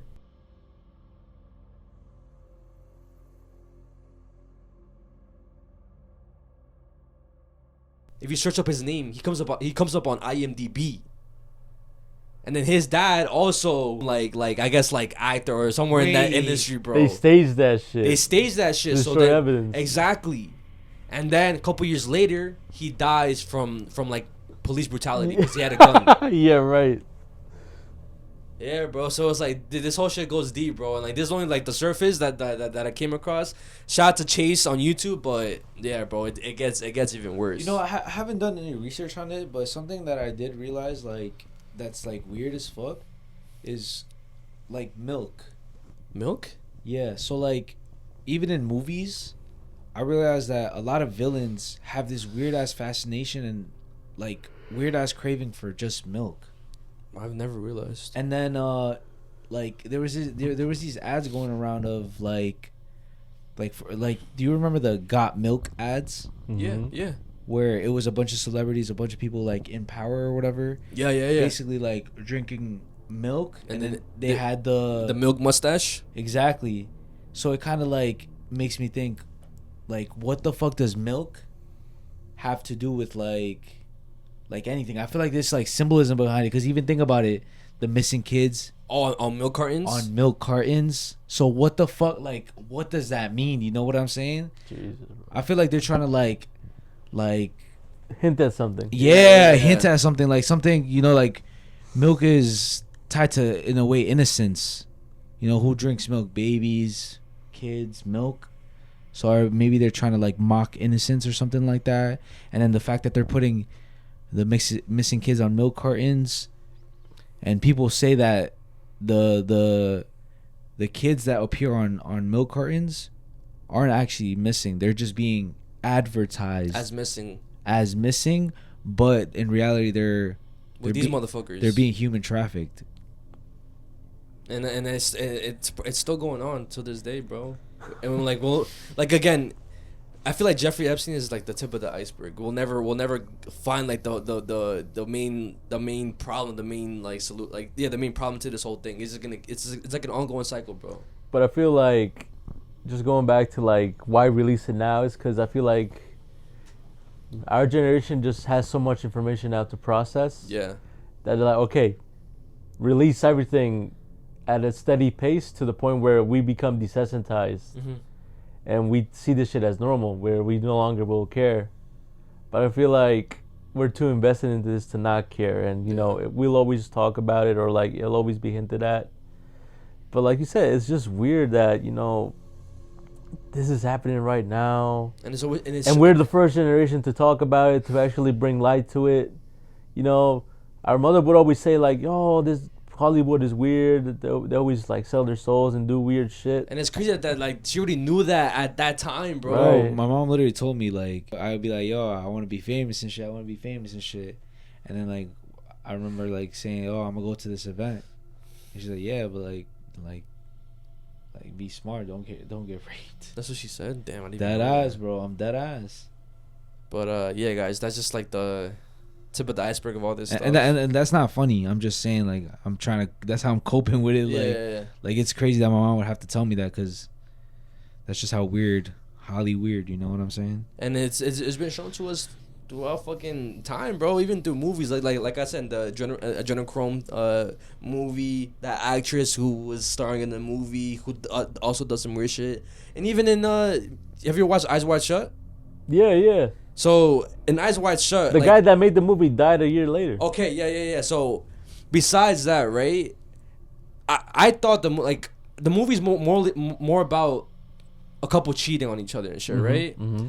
But there's stuff in the movie that symbolizes stuff that happens outside. So I believe before the main character goes into that cult-looking house, he comes across this shop where they sell like dresses, masks, and all that stuff. The stuff that he needs, and the owner of that store was using his daughter as basically.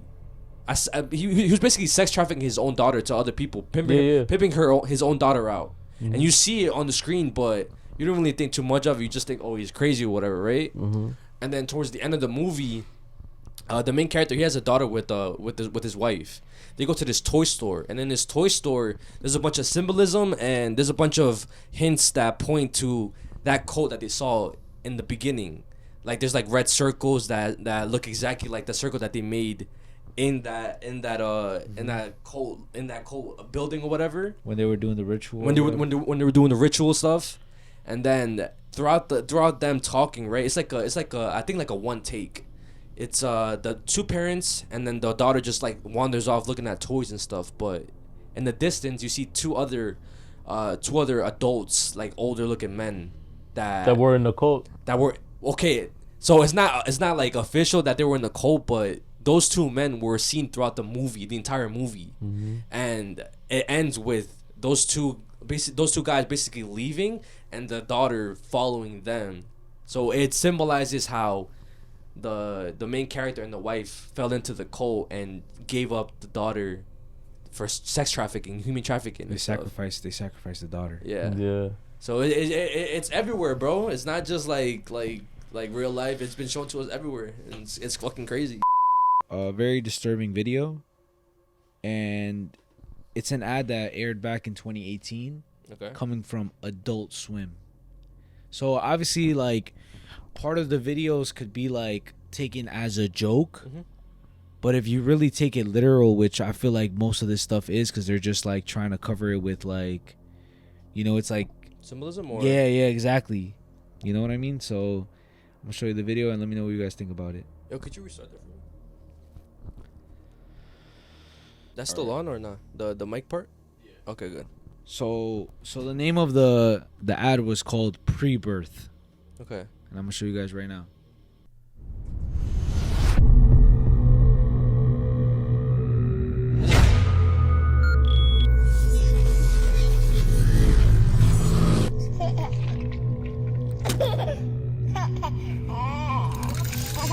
This is an ad?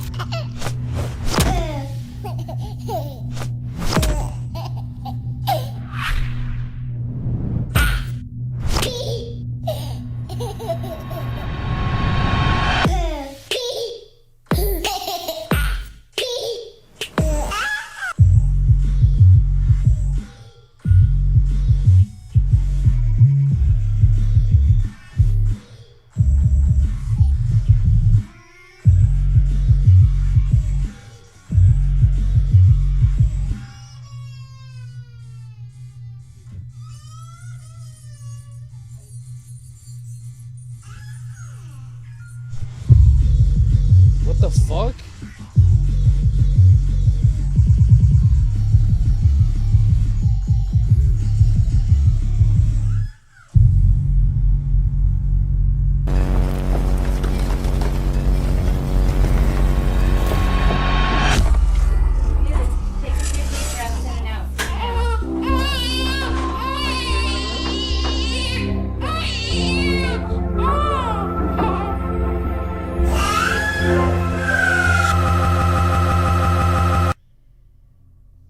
This was an ad? This was an ad. Fuck, Yeah. So weird.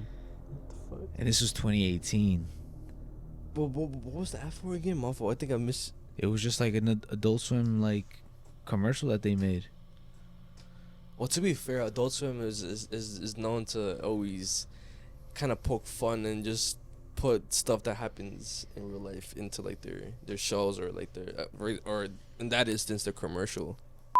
Second day of us recording too, by the way. Yeah, like if you guys wondering, if you guys wondering, the outfit change, it got so late yesterday. Outfit change. It got so late. I got yesterday. pajamas now. And also it was low key draining the fact that we were talking about some fucked up shit, so it kind of made sense.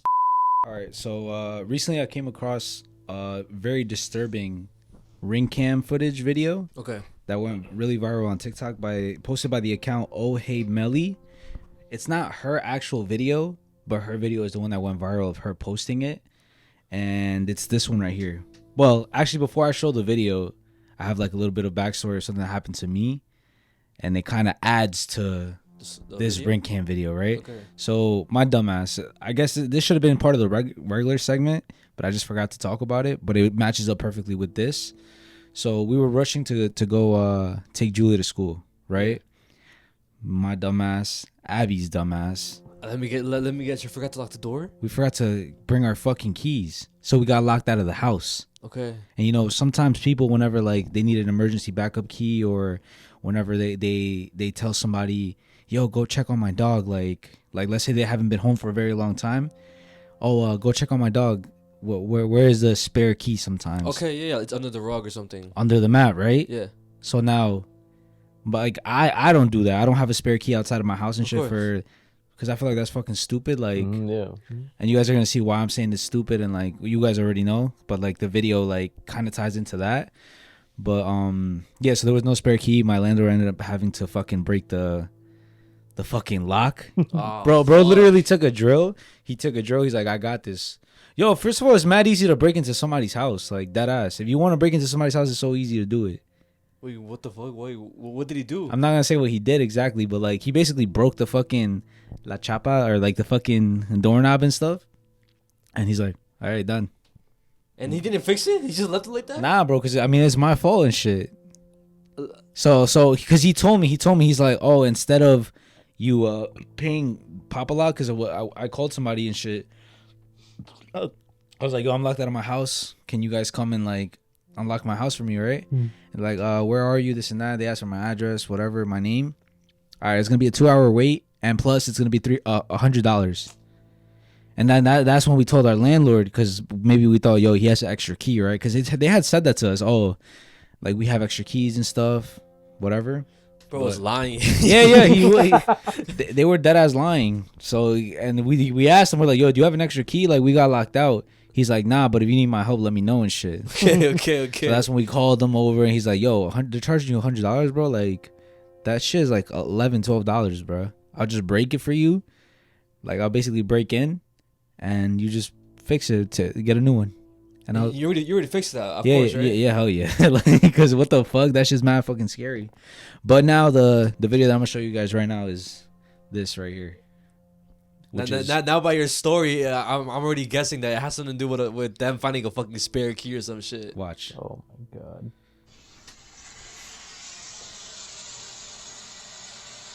Friendly reminder to lock your doors.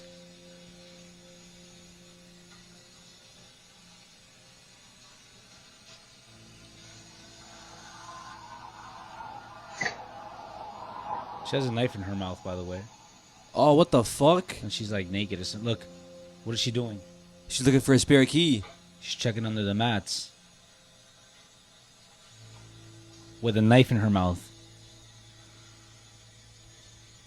Oh, what the fuck? Now keep in mind, bro. Think about it. What would have happened if there was a spare key? If there was a spare key under both of those mats, she could have easily just went inside. Or if like somebody forgot to like lock their fucking door, then they would have been cooked and shit. But they ended up like kind of hating on like the girl who posted the video, because they were saying like, how are you gonna post a video with no context? But she ended up doing her own research and found out that it's just an anonymous video that was posted online of disturbing ring cam footage. Yeah. What do you think about that shit? I mean, I always lock my doors because that's one of my fears. Someone breaking into my house and killing my whole family.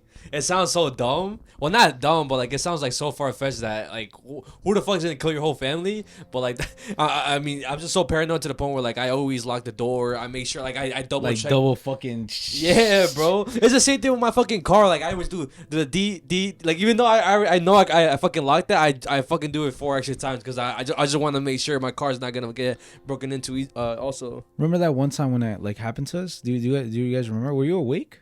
What? Because it was in the other house, and I think everybody was watching Scarface in the living room, and then the doorbell rang, and then and then somebody started going like, "Yo, who was that?" Yeah. You remember that shit, right? Yeah. It was me. It was me. You. It was Ita. Was Abby there too? I don't. It was like a guy's night because I don't know if Abby was there. Oh, she was there. Because I know Greg was there too. I think she was there. She got mad serious. She's like, baby, somebody's at the door. And then we checked. And then this motherfucker, crazy ass motherfucker. You know what he did? Whenever some scary shit happens, you know, they say don't follow the noise. He's gonna go to the fucking noise, bro. Bro ended up opening the door and he went outside. You don't remember that? I don't remember. I thought it was the window. I forgot like what it was. No, bro went outside all the way, and I was like, yo. And then Abby was like, yo, your brother's going outside. So I was like, oh my gosh, bro. So I had to like follow him. Yeah. You know what I'm saying? Yo. No, so when he used to live with me, like sometimes he would leave. And I think he would leave the door open sometimes. He's like, yo, can you close it? And it was like, I always like told everybody, yo, like close the door. Not because I'm a dickhead about it, but it's like my old room would be literally next to the door. Yeah. So it's like if somebody's gonna get killed, essayed, it's gonna be me. I'm gonna be the first guy cooked. So I would always be paranoid about that shit. Like, yo, close the door. Like, yo, I'd be hearing stuff or like I'd be hearing footsteps. Was that the only time you guys ever like had something like that happen to you? Like it was never something like that in your older house or? Nah, never. I've never. Well, at least I don't remember ever experiencing like, yo, somebody's at the door. Like, I mean, the only thing that like I do remember is like sometimes we would get left alone. It would be like me and my younger cousin. Yeah. Like we would be alone in the house, and I don't know if he would be there or some shit. Or, like I just remember it'd be me and my younger cousin Melissa and shit. They would always tell us like, don't answer the phone and don't open the door. Yeah. Right. So I remember this one time somebody kept ringing the doorbell and kept like, this is the old house though, my old house, and then they kept like knocking on the glass. Oh yeah, I remember the glass. And then I looked downstairs and it looked like a random ass guy and shit. Oh nah. So I like kind of panicked and stuff. So I like went inside and I locked the door and shit. I wasn't trying to like see, because the way like my old house was set up was there was the main door, like the fucking main entrance, the front entrance, steps. And then there was like a little like area, the stairs to go to my apartment and stuff, and then like there was a other door right here to go to that apartment, right? Yeah. So I peeked over the stairs, and then I was like, nah, fuck that shit. So I closed the door, and then I locked myself inside. I think it was me and my cousin. I locked her like room and shit, and we were just waiting there. Wait, was your glass window? Was it kind of like blurry or was it? It was. You could see through it. Oh, really? What was creepy about it is that it felt like really weird, like weak, oh, like loose. Not only that, like if you went up our stairs, you could hear. Oh hell nah. Very loud, and that creeped me out a little bit too. Good ass, bro. But all right, just kind of go off. Not really your topic, but. I know last night we went on a whole tangent regarding the whole files that came out and stuff. Yeah. So this is a topic that kind of relates to it.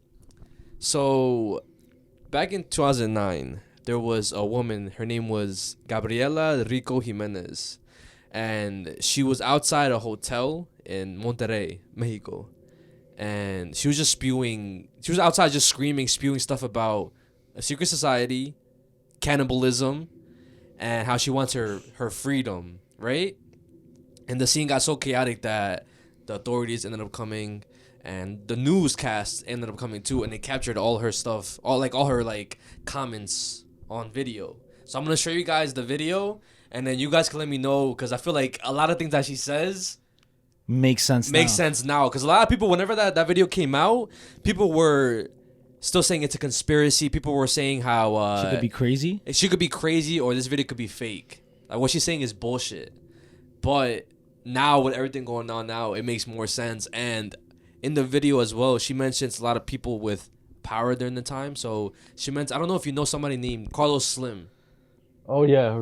So that during that time he's Mexican, and during that time he was named like one of the richest. He was the richest man in the world. He was one of the richest men in the world. So she mentions his name, and then she also mentions the Queen of England and other people as well. Of course. So I'm gonna show you guys the video. It's crazy because it ties into like the actress that I was talking about, Maria Felix. Yes, exactly. That's so crazy. Bro, it's like that as facts now. Like, it's facts. Yeah, and again, people were still like, because there were other videos trying to, I guess, debunk that video, and they were saying how, it could be a hoax. It's just somebody just spewing stuff. But now, like a lot of people in the comments were saying how those videos age like milk. Like what do you have to say about this now? Damn, that's fucked up. That ass. There are Spanish captions, but for the people listening, there will be English captions as well for you guys who don't speak Spanish. Porfirio Ibarra captó estas imágenes. Vamos en vivo con él. Adelante, Porfirio. Buenos días.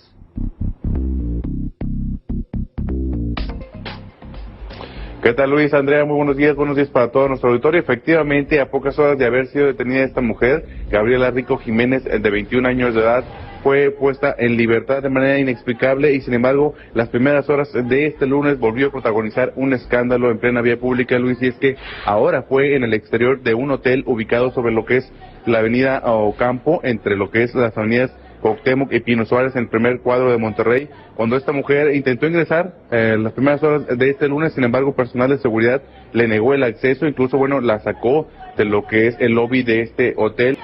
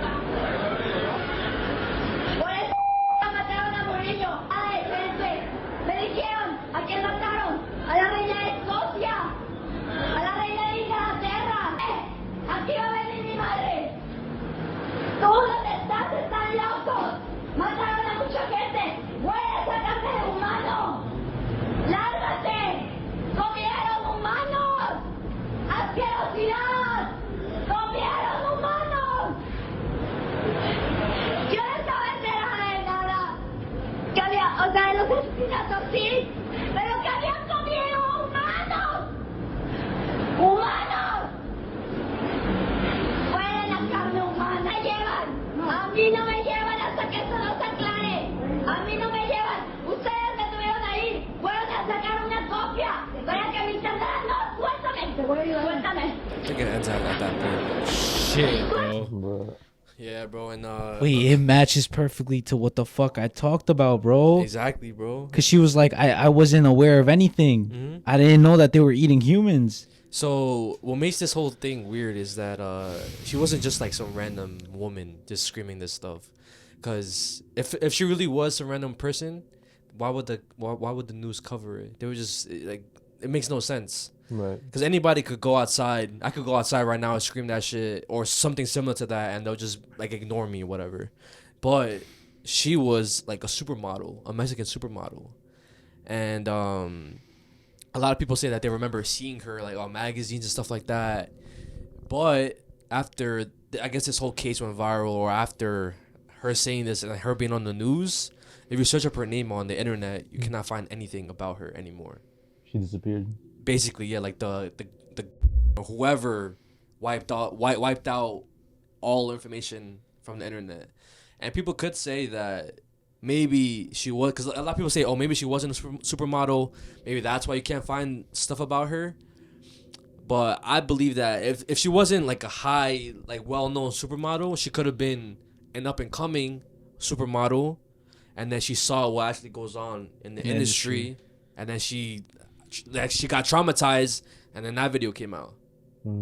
So yeah, that's the probably whole thing. To depict her like as crazy and not credible. Yeah, because I mean, still to this day, nobody knows like where she is or what happened to her. She just disappeared. I mean, God willing, she got her freedom that she wanted under a whole new alias and shit. Hopefully. Nah, she probably got killed, bro. Oh my god. Yeah. That was the last video ever of her. Yeah. There's no other interviews. Nothing. Not to sound like a dickhead, but yeah. She probably got killed, bro. Yeah. I mean, that's not really a dickhead, bro. Because I mean, she was saying this shit, like this kind of shit, bro. But that's weird. Like in her last moments of her telling the truth, she was depicted as crazy to the whole world. Yeah. And you know what makes it even more like credible what she was saying? The fact that she just disappeared. Yeah. Because and it's always goes back to the same thing. The people from other countries like in power, like the monarchs, like kings and queens, always participating in this. And just the consuming of flesh, it's always one of the main themes and like what goes on with these elites, consuming flesh, devouring innocents. It goes back to like even Native Americans talk about Wendigos, you know, consuming other people's flesh. Oh yeah. Like going back to the movie Ravenous. Yeah. Literally the guy. Ravenous. So their guide was into like Native American folklore, and he heard about this. Consuming other people's flesh makes you stronger, makes you more virile, and I guess in some instances even it de-ages you, like you age slowly. So I'm thinking, obviously these people in power want to be in power much longer, and what's right now the fountain of youth? Eating babies, consuming drinking souls. blood. And it's true, like the fact that she mentioned the Queen of England, I mean, she was notorious for like trying to keep her family pure, You know what's crazy? Like I'd be thinking about that. Like, what happened to all the kings and queens? You know what I'm saying? Like, their family kept going. So what happened to their empire? You know what I'm saying? Like, some people say that the Roman Empire turned into the church. Some people say that all the rich motherfuckers were originally descendants from the kings and queens who were ruling the world before. Like, like the Ottoman Empire and stuff like that. Like, their lineage got passed down. Now there's still kings and queens out there, but they're not called kings and queens no more. Now they're just called like motherfuckers who run the money, motherfuckers who run diamonds. Like, you know what I mean? Because there was this clip on Speed. You guys know who Speed obviously is, right? Of course. And he was in like Africa or something like that, and he was in a diamond mine, and there was this like pure diamond that was there, and they were like showing him. He was just getting a tour of it, right, of the whole thing. I think they didn't want to sell it to him, right? Okay, so basically he ended up asking, "Yo, can I buy this diamond?" Yeah. And he told the guy was like, he didn't want to say like exactly what the fuck was going on, right? But basically he was trying to tell him to like kind of like shut up about it, like, oh, we can't sell it to you. We only sell to 3 people. We only have 3 customers, and we only sell to them. If I want to buy these, I want to buy one of these diamonds. If you want to buy one of these diamonds. Yeah, who do I talk to? you'd have to talk to De Beers or the site holders because we don't sell. We only have 2 customers. But I can't be a customer. This is my first time in Botswana. We can make arrangements for you to buy diamonds. Yes. But these are rough. Yeah, I know, but what if I want to buy a rough diamond? No. We only sell rough to 2 customers. And then maybe you can talk. Is that part of your contract? Y'all can only sell to those 2 customers. That's part of the contract. Okay. And just to highlight, these are all natural diamonds. So we're selling the natural diamond stone. The natural diamond is forever. So these are from the ground, no synthetic, no diamond, no lab work. These are 100% natural diamonds. From our 4 mines in Botswana. We have 4 mines. Fair enough, chap. Fair enough. I guess we can't buy a diamond here. So those 3 people basically run everything when it comes to just diamonds. But now this is just a small picture of what I'm trying to say. So like that they run diamonds, right? Yeah. So 3 people in power run all the diamonds in the world. And now imagine other stuff like sugar, like wheat, even cotton, like all these other things. There's certain people who have, and those are the kings and queens of this age. You know what I'm saying? But we just don't know who they are. We just don't know who they are. They have their names and their. But also too, what's crazy is that every single like they say, oh, no monopolies, no monopolies, no monopolies. But every single every single brand goes back to one. Yeah, it's owned by one. Like it just has different names for like us to, I guess, enjoy shopping or some shit like that. Like there's this like fucking psychology behind that. Like whenever you go into the store, it's like you have some sort of option, so you can feel like you're in control. But in reality, you have no control. They sell you what they want to sell you, and they give you this false sense of control by giving you an option of picking what. Yeah. Mm-hmm. But it all goes back to one. See, I would have never knew about that, and specifically when it comes to cars and stuff, because whenever it used to be like, what's that shit called? Like a salesman. We used to be a car salesman at I forgot what it was. At a Subaru. I didn't know that certain companies own the same kind of car. They just named it differently. Mm-hmm. Like for example, like what was Acura? Oh, Honda. And then Lexus was I forgot what was Lexus. Yeah, Toyota. And again. And then there's Lamborghini, who's owned by I think either Toyota or Honda, something like that. Like so, it's like what the fuck? Yeah, or no, I think Mazda or some shit. I think it's Mazda that owns the Lamborghini. Jesus. Yeah, and also, it ties into this one clip that I saw. Yeah. So. And this is like why I know that it's true, bro. The people who are, and it makes sense. Some people are gonna say, "Oh, like this is a system." This is literally a system, because the way this shit works is that the people in power are never gonna get out of power, because as long as they have kids, that family's gonna stay the way it is.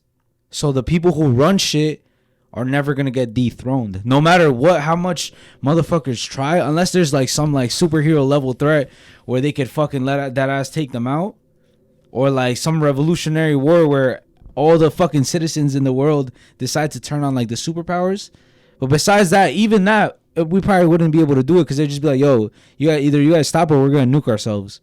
Yeah. They could easily leave the country, nuke their own country, and be like, yo, like shut the fuck up. You know there's leaks in the Epstein files talking about that, how if a world like a massive disaster or something like that were to happen, they got like safe places. They're basically like they'll just move like somewhere in space, like they'll leave the planet. So that's literally the premise of the Fallout universe.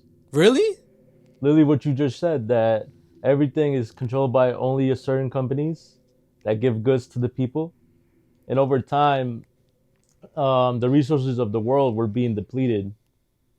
But in that universe, the Fallout universe, they managed to use the atom and turn it into a living power source.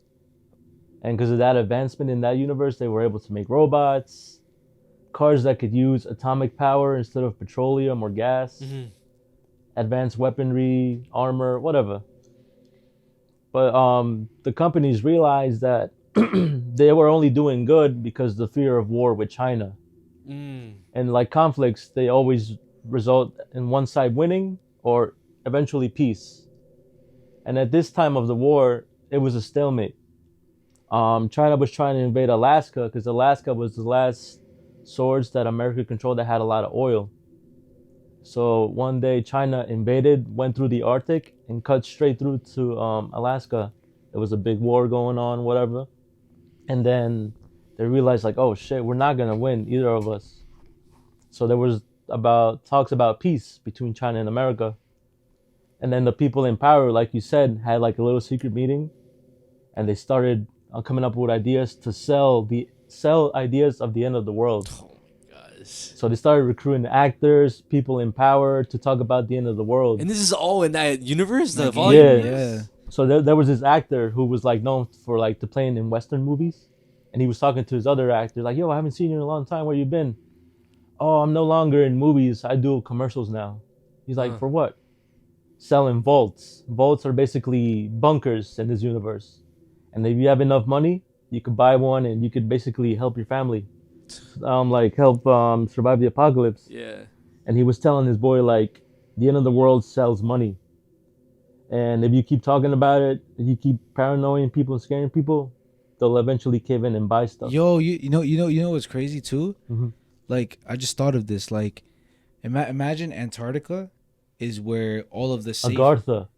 No, hold on. Like, what if it's like that's where the safe place is for these rich motherfuckers? Because, like, think about it. If there was a worldwide nuclear war, Antarctica would be the only thing that's not affected. Okay, but how do you know though, bro? Because first, like, all the main fucking things are the United States, Russia, like the Asian countries and stuff. Antarctica is all the way like at the bottom of the fucking earth, bro.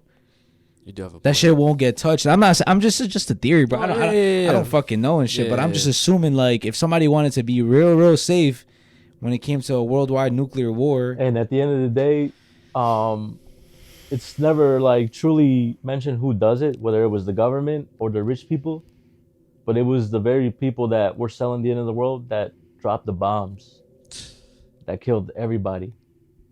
And while everybody was dying of radiation or mutants or whatever, the elites were like in their like cryopods, just chilling until whenever the earth could be like considered rehabitable, they would rise and it would just be like normal, like, oh, the rich won.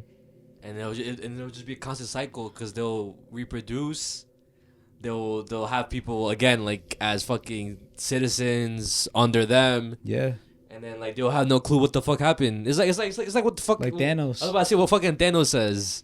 How like they'll never know like what came before them type shit. Pretty much. They won't question.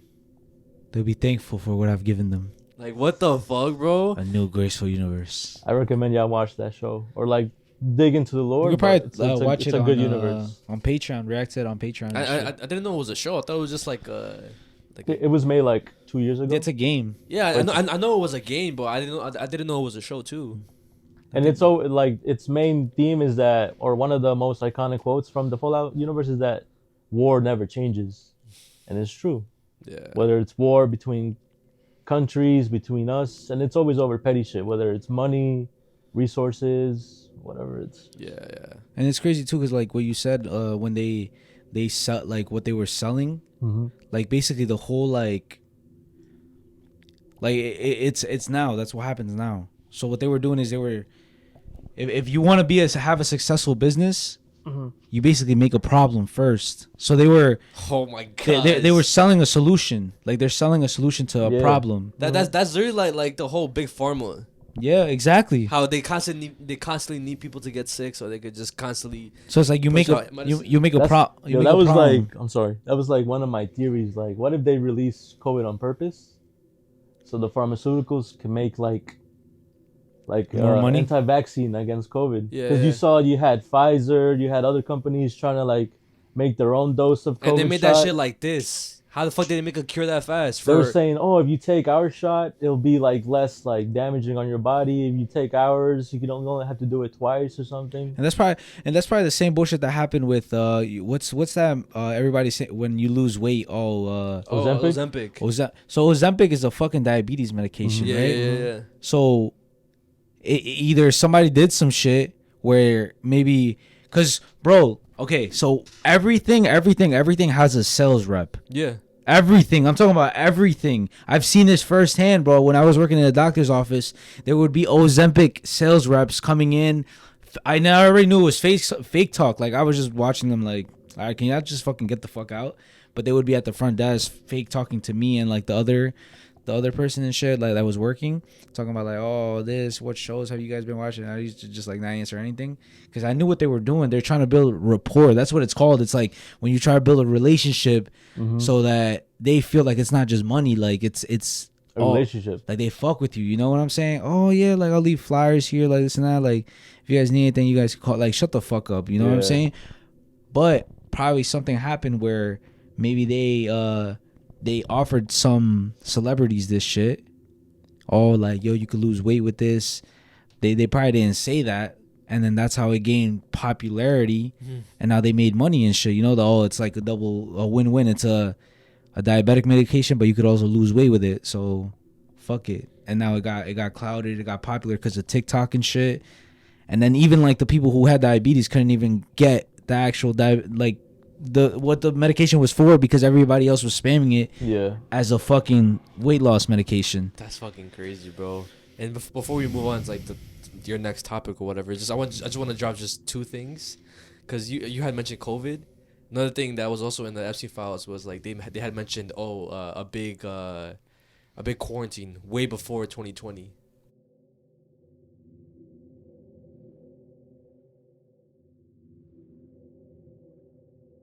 And another thing too that I saw, I don't know. But why what do you think? What did they do the quarantine for? Like, what was that for? Were they trying to test like to see how controllable we are when it comes to like pretty much like stay home. It's fearmonger, all that stuff. And also, I feel like it also had to do something with like the kids, bro. You know what I'm saying? You know, because think about it. To dumb them down. Either that or to make them different, because think about it. So like 4 years, like, how long was it? 2-3 years? 4 years? What, COVID? 4 years. That was 4 years. No, five. Okay, 4 to 5 years, bro. Those are like the most important years of a childhood, like a child's life, period. Right? So if you're raising a kid, let's say a COVID baby is born during COVID, you can't go outside. Oh my gosh, yo. You can't go outside. You can't play outside. You can't see friends. You can't interact with other people. So what do? You become an iPad kid. And then boom, they basically try to make the new generation iPad kids. And now what happened? Everybody's a fucking iPad kid. Yeah. And in 2020, 2021 was the peak year where YouTube, TikTok, all that fast content became really, really popular. And kids know about TikTok. They know about the dances. They know about all that shit, bro. Yo, what the fuck? I just thought about that right now, though. Yeah, I know, but I'm just saying, like, it's crazy. What the fuck, bro? We're cooked. We're absolutely cooked, bro. And then it fried everybody else. Like, I mean, obviously, when you're an adult, you kind of, like, are able to, like rewire yourself. You know, you could realize that you're doing something that, like, you know, maybe I should go outside more. Yeah. Or maybe I should fucking talk to my friends, you know? Like, but kids, that's their norm. Yeah. Like, bro, if you put a kid in a fucking trash can and say that that's his house, they don't question it. They're just happy. You know, that becomes their norm. Yeah. They're easily brainwashed, you know? So it's like if you train kids that you got to be inside and your only form of contact or interaction with anybody is through a screen, then they're going to be their norm. Yo, guys, this is dystopian. What the fuck? We are not suicidal. We have no intentions of killing ourselves. There's all conspiracies.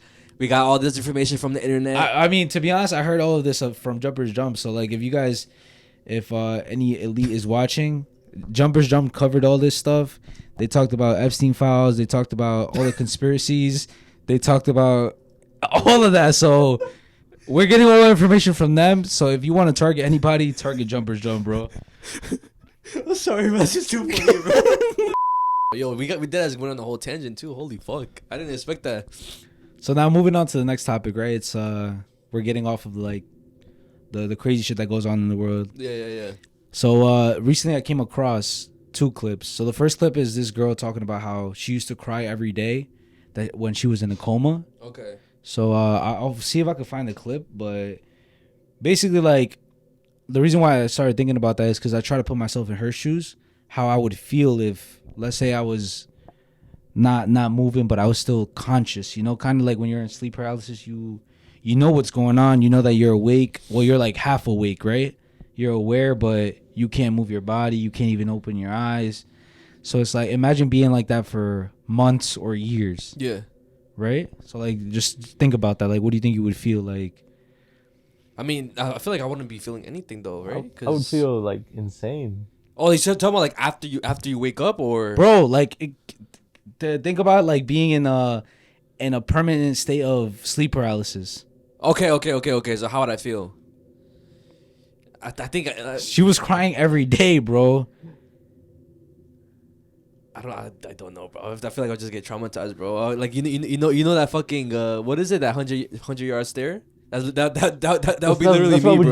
No, bro, constantly, yeah, bro. Cause like, what the fuck could I do, bro? For years, you're just gonna. Bro, I'll be paralyzed. Yeah, like what else could I do? But that's the thing. People think just because you can't move your mouth, you can't express yourself physically. Within your mental, you could literally scream if you wanted to, or you could like do things, you know. Like you may not be feeling pain, but you're still like you understand the concept of pain, or she was feeling everything. She was feeling everything. Imagine that, bro. Like, bro, you like I thought about it. And like, imagine you're like paralyzed and you feel like, or not paralyzed. You're like in a state of like kind of like sleep paralysis or whatever, and you feel like an itch on your foot, but you can't say like, yo, like let's say there's a loved one right next to you. Like, you can't talk or whatever, but like you want to itch it. Like, imagine that fucking like, and then yeah. That's just like a simple feeling. Now imagine like the feeling of like wanting to see your loved ones or wanting to fucking stand up and walk. Like, that's how it was for me when I had my first like sleep paralysis like moment. Really? Yeah, like something was clawing my hand, and I knew what was going on. Like you claw me, I was like not in pain, but I was about to react, and I was just like. It felt funny now that I think about it, but my mouth was like, nothing was coming out. Yeah. So what if like that's your mind, like in your sleep paralysis moment, it's your mind making images, but in reality your body's like this. Does that make sense? Yeah. But I think your body is like that though, if I'm not mistaken. No, but like he's just picturing himself screaming because like there's nothing really happening. Like you are completely fine in your bed, but you're going through like some bad trip or whatever. Yeah. And in your mind, you're fighting these demons or like these sleep paralysis demons. Like you feel like something's clawing you and you're screaming, but in reality, you're knocked out. Yeah. Yo. But now the second clip, my fault, friend. So I was gonna say the mind is a fucking very powerful thing, bro. Inception. Mind control. I don't know what the fuck I'm saying. But anyways, the next thing I'm gonna talk about is a clip that also went viral on TikTok by an account KinoFinoYB. And who is that, bro? And it's this clip right here that kind of reminded me of what I was just talking about right now, and it's this one. When you realize Cain was aware of all the pain and torment he was going through.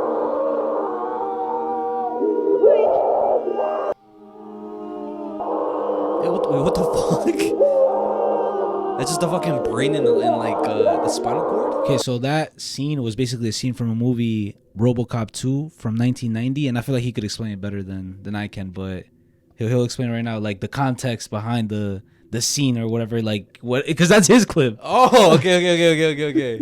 All right, so it's me, KinoFinoYB. So what you're seeing is the spinal cord and brain of a former convict / criminal, who was very dangerous in the Detroit area, but RoboCop beat him.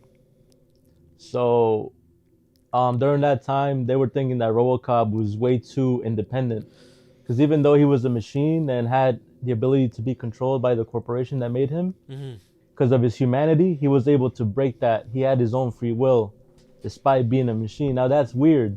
He was like the RoboCop. He was kind of like a cyborg, robot. Right. So everybody assumed just because he was machine, he had no will, no emotions, no like soul. But he did, because he clung to his humanity. And that guy, the guy that's in the tube, His brain was all messed up because he was like addicted to drugs. He was just unstable. Yeah. And they picked him to become the new Robocop because they thought that the way to control him was to feed him drugs on the daily. Like, oh, you killed this person, you accomplished this mission, we'll feed you drugs. Okay. So my theory is it's not explained or not like told enough, but during that scene, it's hinted at that he's able to see what's going on through the glass. Okay. Like he's aware. Like you see how it was the eyes and shit? Yeah.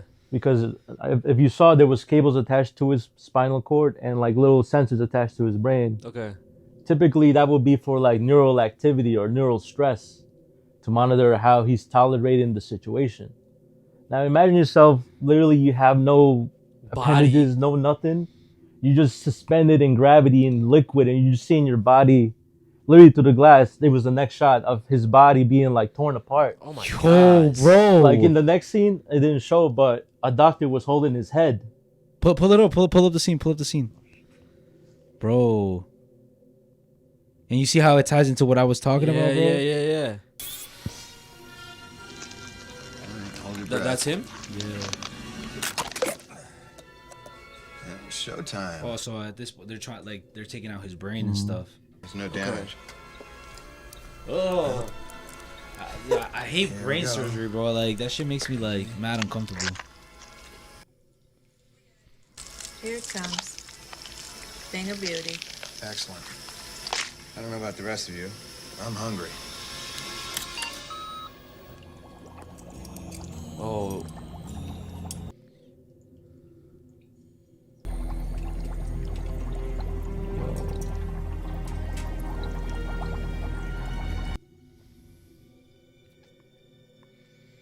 So this was after they opened up his head and like did they put his brain in here? Yeah. Okay. But like, look, you can He's fucking aware. And then, bro. and then look. He can see that, but he can't say or scream or do anything. Look.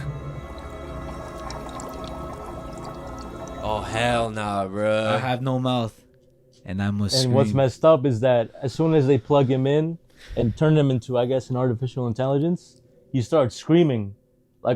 They make him into like a avatar, and his facial avatar starts screaming like in pain, like he's angry. Because the doctor says, "Oh, you're angry. You must be in a lot of pain." Holy. Because not only does he have a new weird body that he can't do nothing about, he's going through withdrawals because of the drugs. He was needing that hit or whatever, and it just made it worse. Bro, that shit's fucking crazy. And that's not from what movie? Robocop 2. But like, I would never expect that lore from that movie. What the fuck? But you see this sort of stuff and other animes. Like I showed him a clip about this anime I watched. It's like a retro anime. I fuck with retro anime. It's called AD Police. Okay. So in this universe, society has also advanced so much. It's always like this, that they advance so much that they're running out of space. Okay. To put all these people. Wait, restart both cameras. They're about to.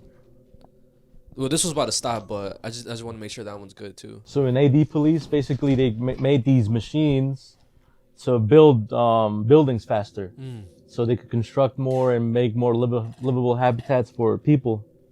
But over time, these machines started going crazy because I guess they were using, I think, human parts or something like that, or basically artificial intelligence started to grow more aware of itself, like, oh, we're no longer machines type shit.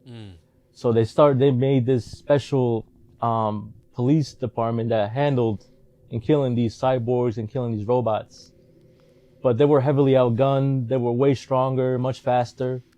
So the main protagonist in this story, his name is Billy. He wanted to be a boxer and, become like the champion or something. But he lost and he decided to join the police force. In one of his missions, he gets injured and killed by one of these things. Okay. And just like Robocop, they used them to become like the first ever cyborg / human to destroy these robots and have an advantage against them. Okay. And he was good for a while. He was like kicking their ass. He was very deadly. But instead of Robocop, how he survived was he gained his humanity. He clung to what was left of him as human. But Billy couldn't do that. because most of his body was machine. And the name of the episode is so cool, is The Man Who Bites His Tongue. So why it's called The Man Who Bites His Tongue is because that's the only thing that's left of him that's really human. So he constantly bites his tongue, or so he constantly bites his tongue to emit pain and realize, like, bro, I'm not a machine. I'm also a man. Yo. So every time he's in battle or he's like, you know, focused and amped up, he does that. But slowly they realize that his combat is not as good because he's still human. And they're trying to give him this idea, like, bro, you're no longer human. You're a machine. You're never gonna imagine that, bro. So they're telling him, like, you're not what you actually are. You're something else. So what they do That's is so they fucked. Just like Cain, they give him drugs to, like, basically ease off that idea that you're a man. Make him forget about it. Yeah, but he can't. So towards the end of the episode, he just starts going berserk. He starts killing all the cops, killing his crew. And finally, as he's about to kill the last officer, his girlfriend has to kill him. You want me to show you the clip? Yeah, fuck it. Yeah, bro. It sounds fire. It's an anime? Yeah, it's like 25 cool. minutes. And I just fuck with, like, the retro artistic like stuff of that era. Is it only one episode or is it a whole season? It's called the AD Police Files. It's 3 episodes. Oh, I'm gonna watch it then. Fuck. It's 3 different stories. Bro, there's a lot of vintage anime, bro. I feel like it's so fucking and a lot of like dark, disturbing anime too. What was that vampire anime called? Vampire D. Vampire D. Yo, that shit's fire too. So this is him after he's gone berserk and he's losing his mind. He doesn't know what he's doing.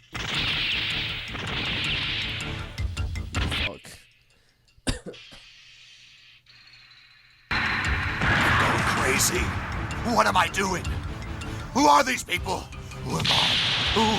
Kill me. No, they're weak. They're wrong.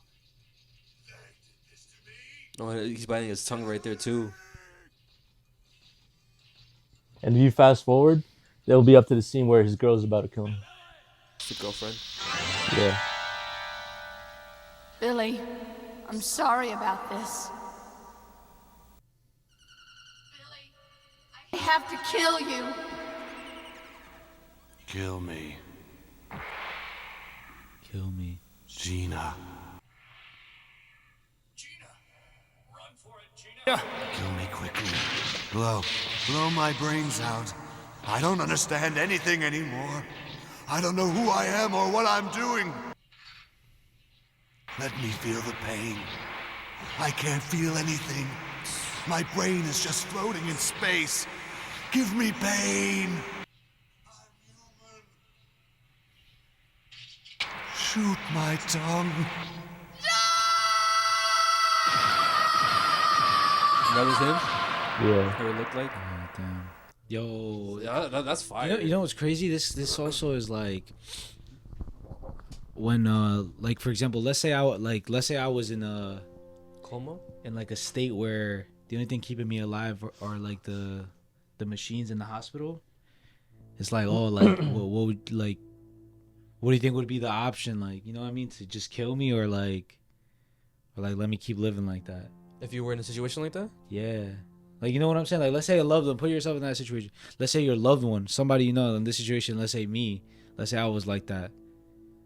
Like, is there a hope? Or like, not? Like, what would you like think of doing? Like, what would you think is right? Or then like you in the case, like, God forbid if this all happens, or obviously like one of your family members is like that. Like, what do you think would, like, what would you know what I'm saying? So what would I? Like, what do you think is right? Like, to let them keep living or to kill them? As they're saying, or just in general? As they're like that. Like, the only way that they're able to live is through the fucking hospital machines, hospital respirator, fucking pumping their heart, all that shit. Like, there's no other way. There's no hope after that. I'll pull the plug. That's what I mean. That's what I meant to say. Yeah, good shit. Yeah, I'll pull the plug because I've seen multiple stories of people who had loved ones in a hospital where they were either in a coma or I believe it was a coma, and the doctors kept saying, "Oh yes, there's hope. There's hope. Just you just gotta wait a little bit." But the way I was thinking about it was maybe there was no hope in all reality, but they just wanted to pump this family out of money and stuff. Because I mean that's what they need. The family needs to pay the fucking bills for that loved one to stay in the hospital. But at that point, I would honestly pull the plug. I would wait a little bit, but after a while, I'll be like, yeah, there's no point. What do you think? What do you think about it? I feel like we come from a perspective where we haven't had to deal with that. Yeah. So it's easy for us to say, pull the plug, do this, do that, right? But I would pull the plug personally.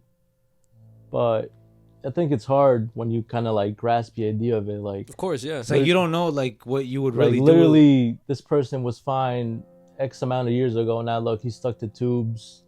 Would he really be happy with me if I kept would he want this prolonging? Because all they're telling us is that, oh, he's in a coma or he's not doing anything or he's asleep. How do you know what's going on within? Yeah. There's only so much that medicine could tell you. There's only so much faith could do. At the end of the day, we have to push medicine aside and faith aside and put yourself in the person's shoes. Who's on the table? The man that this person was or the woman that she was. Like, would you really want to keep them in that state of not being able to do anything or live life? Yeah. And let's say by a miracle they do come back. They don't always come back whole. Yeah. There's always something missing. You know, they're no longer the same person. Yeah. I was just about to ask you guys the same question because that's some tragic ass shit. Because there's always cases where people are in a coma for 5 years, 10 years, and then they end up coming back. Right. But life is completely different. Yeah. Do you think it's worth it at that point, or what do you think? Do you think like it was good that you waited for that long, or because like what if you pulled the plug on somebody, but in reality like they could have came back maybe the next day or something? That's like the fucking shitty thing to think about, bro. It's like low-key, one of my coworkers did that like a dumbass. Really? What did what? She fucking killed her husband like a dumbass. Yo, I'm sorry, guys. I don't know why I was laughing. Yo, it's because the way you said it. Because I just don't stand this woman. Can't stand this woman. She's dumb as fuck. Okay, say it again. Say it because I don't want to laugh, bro. Go. Yo, so like, unfortunately, bro, like one of my coworkers, like she's this old ass lady. Okay. She's been married to this dude for an X amount of years, and he was a good husband, but all of a sudden he had like a heart attack, and he ended up in the hospital. Like coma or? That's the thing. They were saying that he just had like a minor episode, but he was like, just like asleep, I guess. Mm-hmm. Like he was weak. He couldn't move. He couldn't do anything, but he was physically fine. He just needed more time to rest. And he pulled the plug? What? Yeah, but he was stuck to machines. And they're like, yo, your husband just needs more rest or something above those lines, because her story didn't make sense. Even my bosses were like, what the fuck is she talking about? Mm-hmm. But anyways, she's like, nah, I just pulled the plug. And they did. They pulled the plug and he died. Like, but it's like, why? He was perfectly healthy. He just had like a minor episode of whatever the fuck you told us. He was physically fine. I know exactly why. For fucking insurance. Because apparently this guy was loaded. He had money. Yo, that's that insurance claim, bro. Wait, that's 100%. Yeah, bro. That's the only fucking right answer why they would 100%. Do it, bro. Wait, that's so fucked, bro. I know. Literally, me and a couple people saw through that bullshit because her story made no sense. You're telling me one day he's fine, he has a minor whatever, and then you want to kill him? How long would you guys wait in that situation? I'd give him the person I guess like 5 years max. Okay, I was gonna say the same thing. 5 years. Damn, I was gonna say like months. Really? I was gonna say like 6 months. But like, I don't know. Like, I don't know what I would do, and I don't know what I would do until I'm like in that situation. You know what I'm saying? Yeah. Like I could be saying that now, and then like I end up doing like saying, nah, we're gonna give them like 10 years or some shit. Yeah. You know what I'm saying? Yeah, we would never know until like we're in that scenario or whatever. Absolutely. It's scary. Another thing that's kind of like similar. So like, Abby like had told me that at one point in her life she was on like antidepressants. Yeah. And she told me like what the experience was while being on that, and she basically felt like a robot. What do you mean, like on autopilot? No, like so, like what makes us human, because the main thing we're talking about right now is like feelings. The feelings, right? like, oh, you feel like happiness, you feel sadness, you feel anger. But when you're like on these medications, it's like you're like completely numb. You feel nothing at all? You feel nothing. Not even happiness? What? So it's like fuck. It's like bro, it's like you're trapped in your own body, bro. It's like you're immensely sad. You're like in a constant state of grief. And then in order to stop that, you end up basically also not being able to feel happiness on top of that. What the fuck? So it's like you don't feel sadness no more, but you don't feel happy. You don't feel any other emotion. Damn. So it's like, what the fuck? Like, that shit, that's some crazy shit, bro. It's like the human body is some crazy. It could be like, oh my gosh, how do you say it? Like, it's like a golden cage. You know what I'm saying? Like, oh, like, I don't know how to say it. Like, it's like a double-edged sword. It could be the best thing ever, but it could also like be like the worst thing. You know what I'm saying? Yeah. Yo, guys, in the comments, let us know if you guys have experienced anything like this, whether that's having to pull the plug on somebody or maybe having somebody in a coma, like still now and you're waiting. What would you do in that situation? Or if you guys were ever in a coma, or like what would you want your family members to do or your loved ones to do? If I was in a coma, God forbid, I would want you guys to wait at least like 5 years, like that ass. If not, then y'all got that ass pull the plug. I wish I would be able to like say it, like, just wait, pull the plug. Like, you know what I'm saying? Like, oh, like connect something to my brain to allow me to give some sort of like, oh, if you turn on if the light turns green, it means you want the plug to be pulled. But if the light turns red, it says no. Yeah, like I'll do like red or some shit. Red. Like Stephen Hawking? No. Yeah. No. Like wait for me, bro. Wait. Stop it. And then eventually like it turns green or whatever. Yeah. But just to kind of end off the scary stuff for you guys, I have 2 supporter stories that people send in, and since we have somebody else joining us for like to listen to the stories, I want you to rate it if it's a cash out story or if it's a real story. A cash out story is basically like, that's just fake, because we got the Lord too is we got a story from somebody named Cash Out. Shout out to Cash Out, and he had like the wildest stuff happening in the story that it was just fake, bro. We were just laughing throughout the whole thing. Bro was like, first he said that like some ghost was happening or some shit. Then witchcraft. Then he said like a moving doll. Then he said like pretty much everything from every scary movie was happening. Yeah, then he said La Llorona. Then he said duendes. Then he said like everything. Cash out where you live, bro. What's wrong with that house? Everything in the fucking book. Okay, so this one comes from. Let's see if I got the right one. Oh yeah. Yo, this episode is about to be mad long. Yeah, like over 3 hours. Fuck it though. Damn. The 4-year special. Nah, that ass though. It overheated. Yo, so shout out to Diego Juarez on Instagram. He says, "Hey man, sorry to bother you. I'm DMing your podcast account to share my devil at church story." So nah, what the fuck?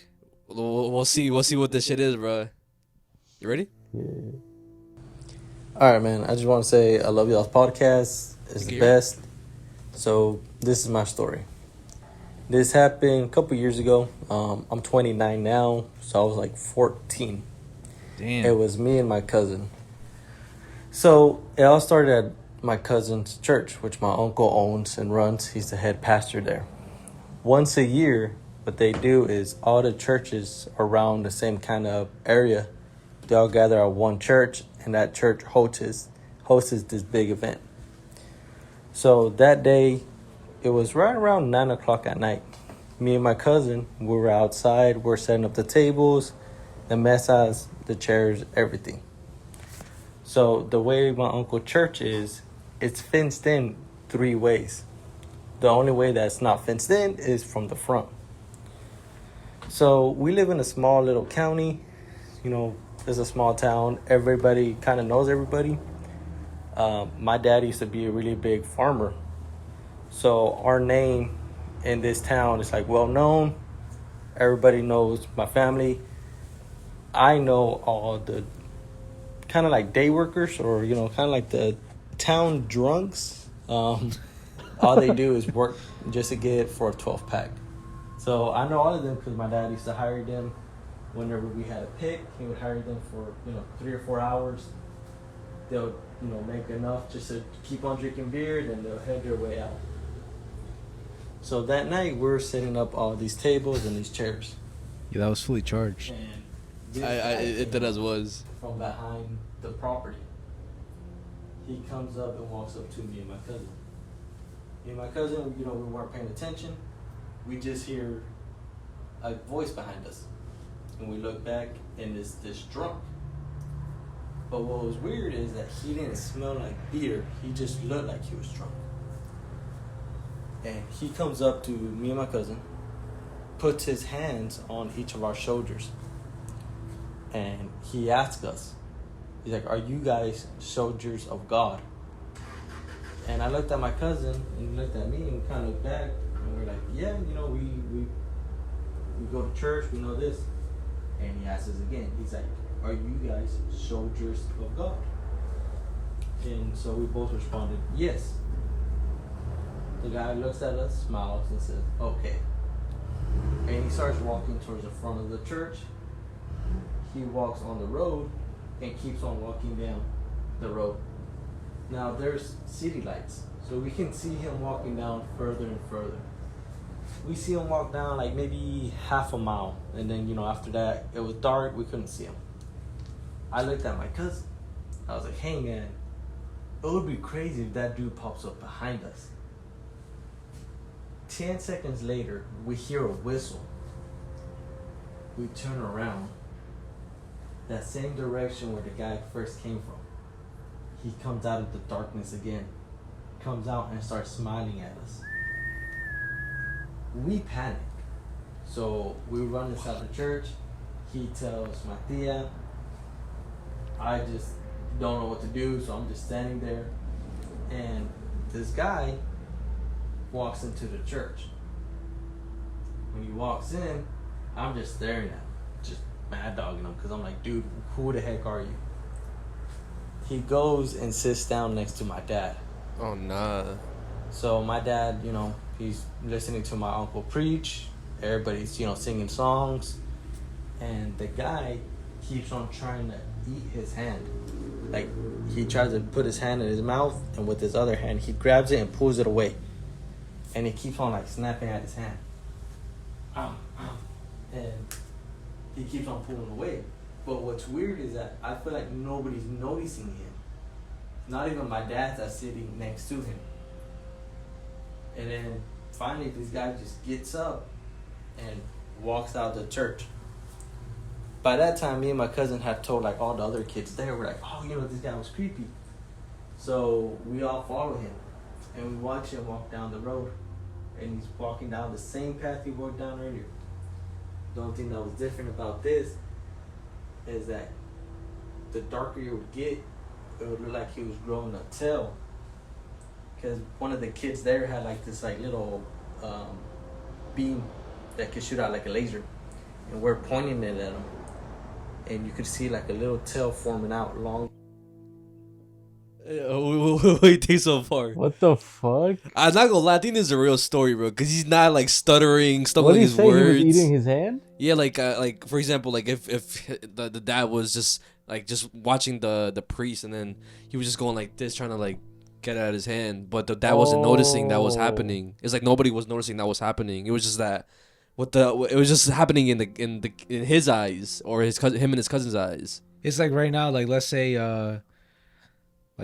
there was some you see somebody here and they're going like this, trying to make me stop fucking talking in the mic and shit. But he doesn't notice that that's happening. Or you see George doing it, and the whole time I'm just talking normal and stuff, but he's trying to take the mic out of my hand. So he was by the podium doing that to that person? To his dad. No, he was sitting next to him. He sat next to him. Oh yeah. The fuck? That's fucking weird. So the little tail was just forming. And what was even more crazier is that the darker he would go into the darkness, or the deeper he would go into the darkness, the more he would kind of become part of the darkness and just disappeared. We've never seen him ever again. I asked my dad if he knew anybody that looked like him, because my dad knew all the drunks. He did not. to this day, me and my cousin, we still talk about it. Like, man, it was just crazy how we seen a guy come out from the shadows, ask us, hey, are you guys soldiers of God? And then just never seen him again. So that's my story, guys. I hope you guys liked it. I think that's a real story. I think it's real. I don't think that's a cash out story. It sounds pretty legit. Yo, shout out to you, Diego, for that story. That shit was good. And then the last one, it comes from Shout out Diego.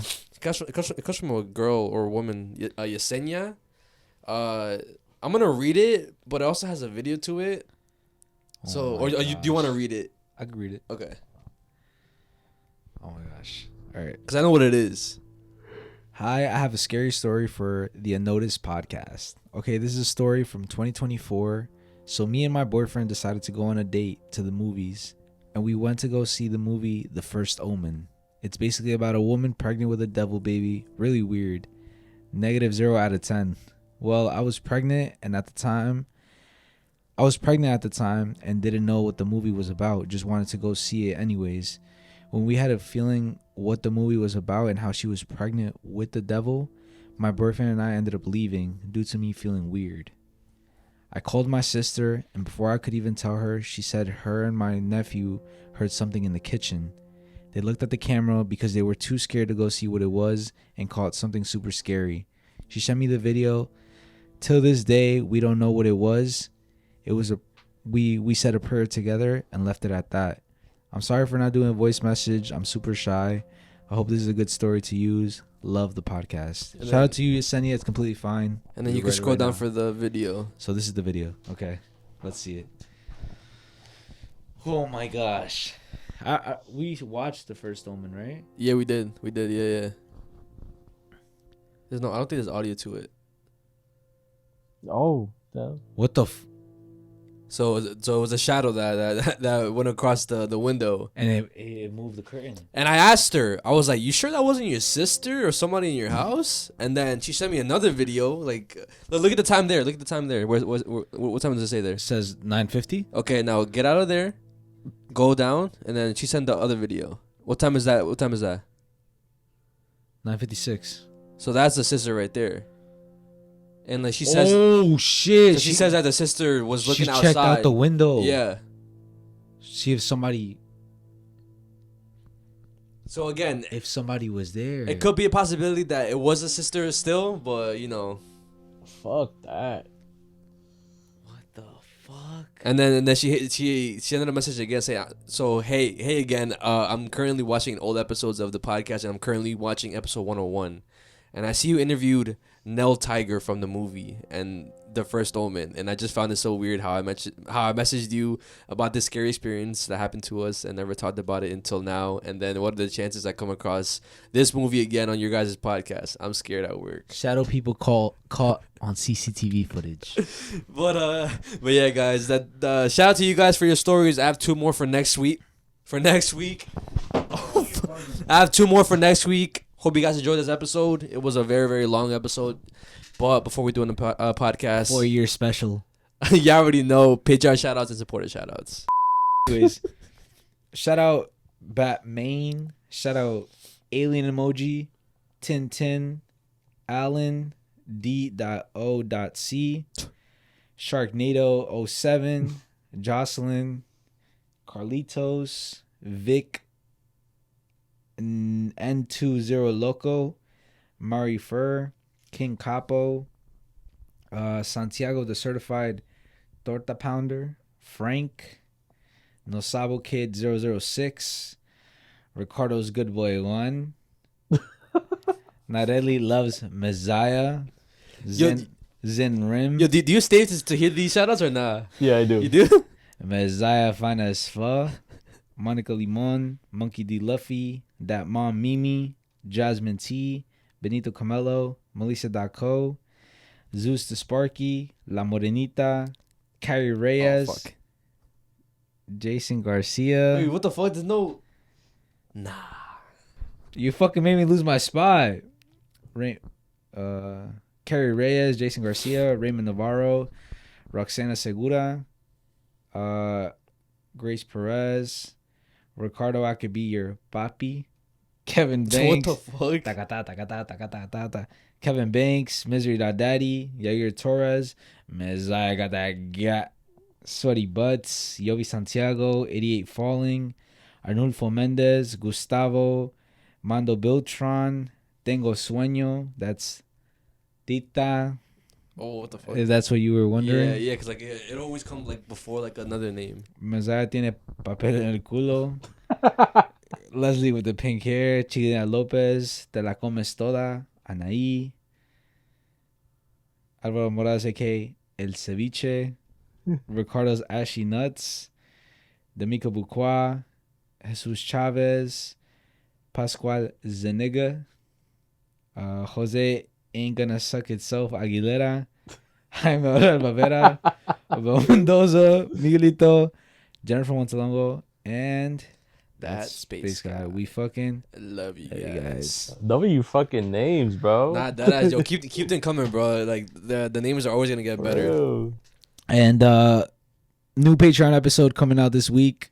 It's gonna be the part 2 to the It reaction, and then following maybe a week or in another week, there's gonna be more Patreon episodes coming out. Yes, sir. Shout out to people over on YouTube, and then during the credits, I'm gonna put more shout outs and like shout outs from Spotify and stuff, because like y'all just went crazy, and it's like I feel like y'all deserve the love. Shout out to Emmy.K, hi Mezziah and Ricardo. I just wanted to ask if you guys could shout me out in the next video. My birthday is on Tuesday, and it would really mean a lot. I've been watching you guys literally since the first episode in 2022. God damn, I was in the fourth grade. Now I'm a freshman. Yo, what the fuck? She basically like grew up with us type shit. That's fire. What the fuck? But I love you guys so much. I always look forward to watching new episodes every week, and you guys have helped me so much and have motivated me a lot, and I hope you see this, and I love you guys. Bye. Yo, why would you watch you guys at like in the 4th grade, bro? How old is that? Like 9 years old? Something like that. Yeah, that's 9. How the fuck, like, bro, how the fuck is that even possible, bro? I mean, it's the same reason why we watch like fucking KSI and all that shit. Yeah, exactly. You're right. Wait, what was the name so I can say? Emmy. Shout out Emmy. Shout out to you, bro. Thank you for the support. Appreciate the love. Shout out to DJ L23-SK. Yo, love y'all.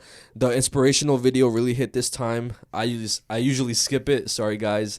Something told me to stay this time. Podcast about to hit though.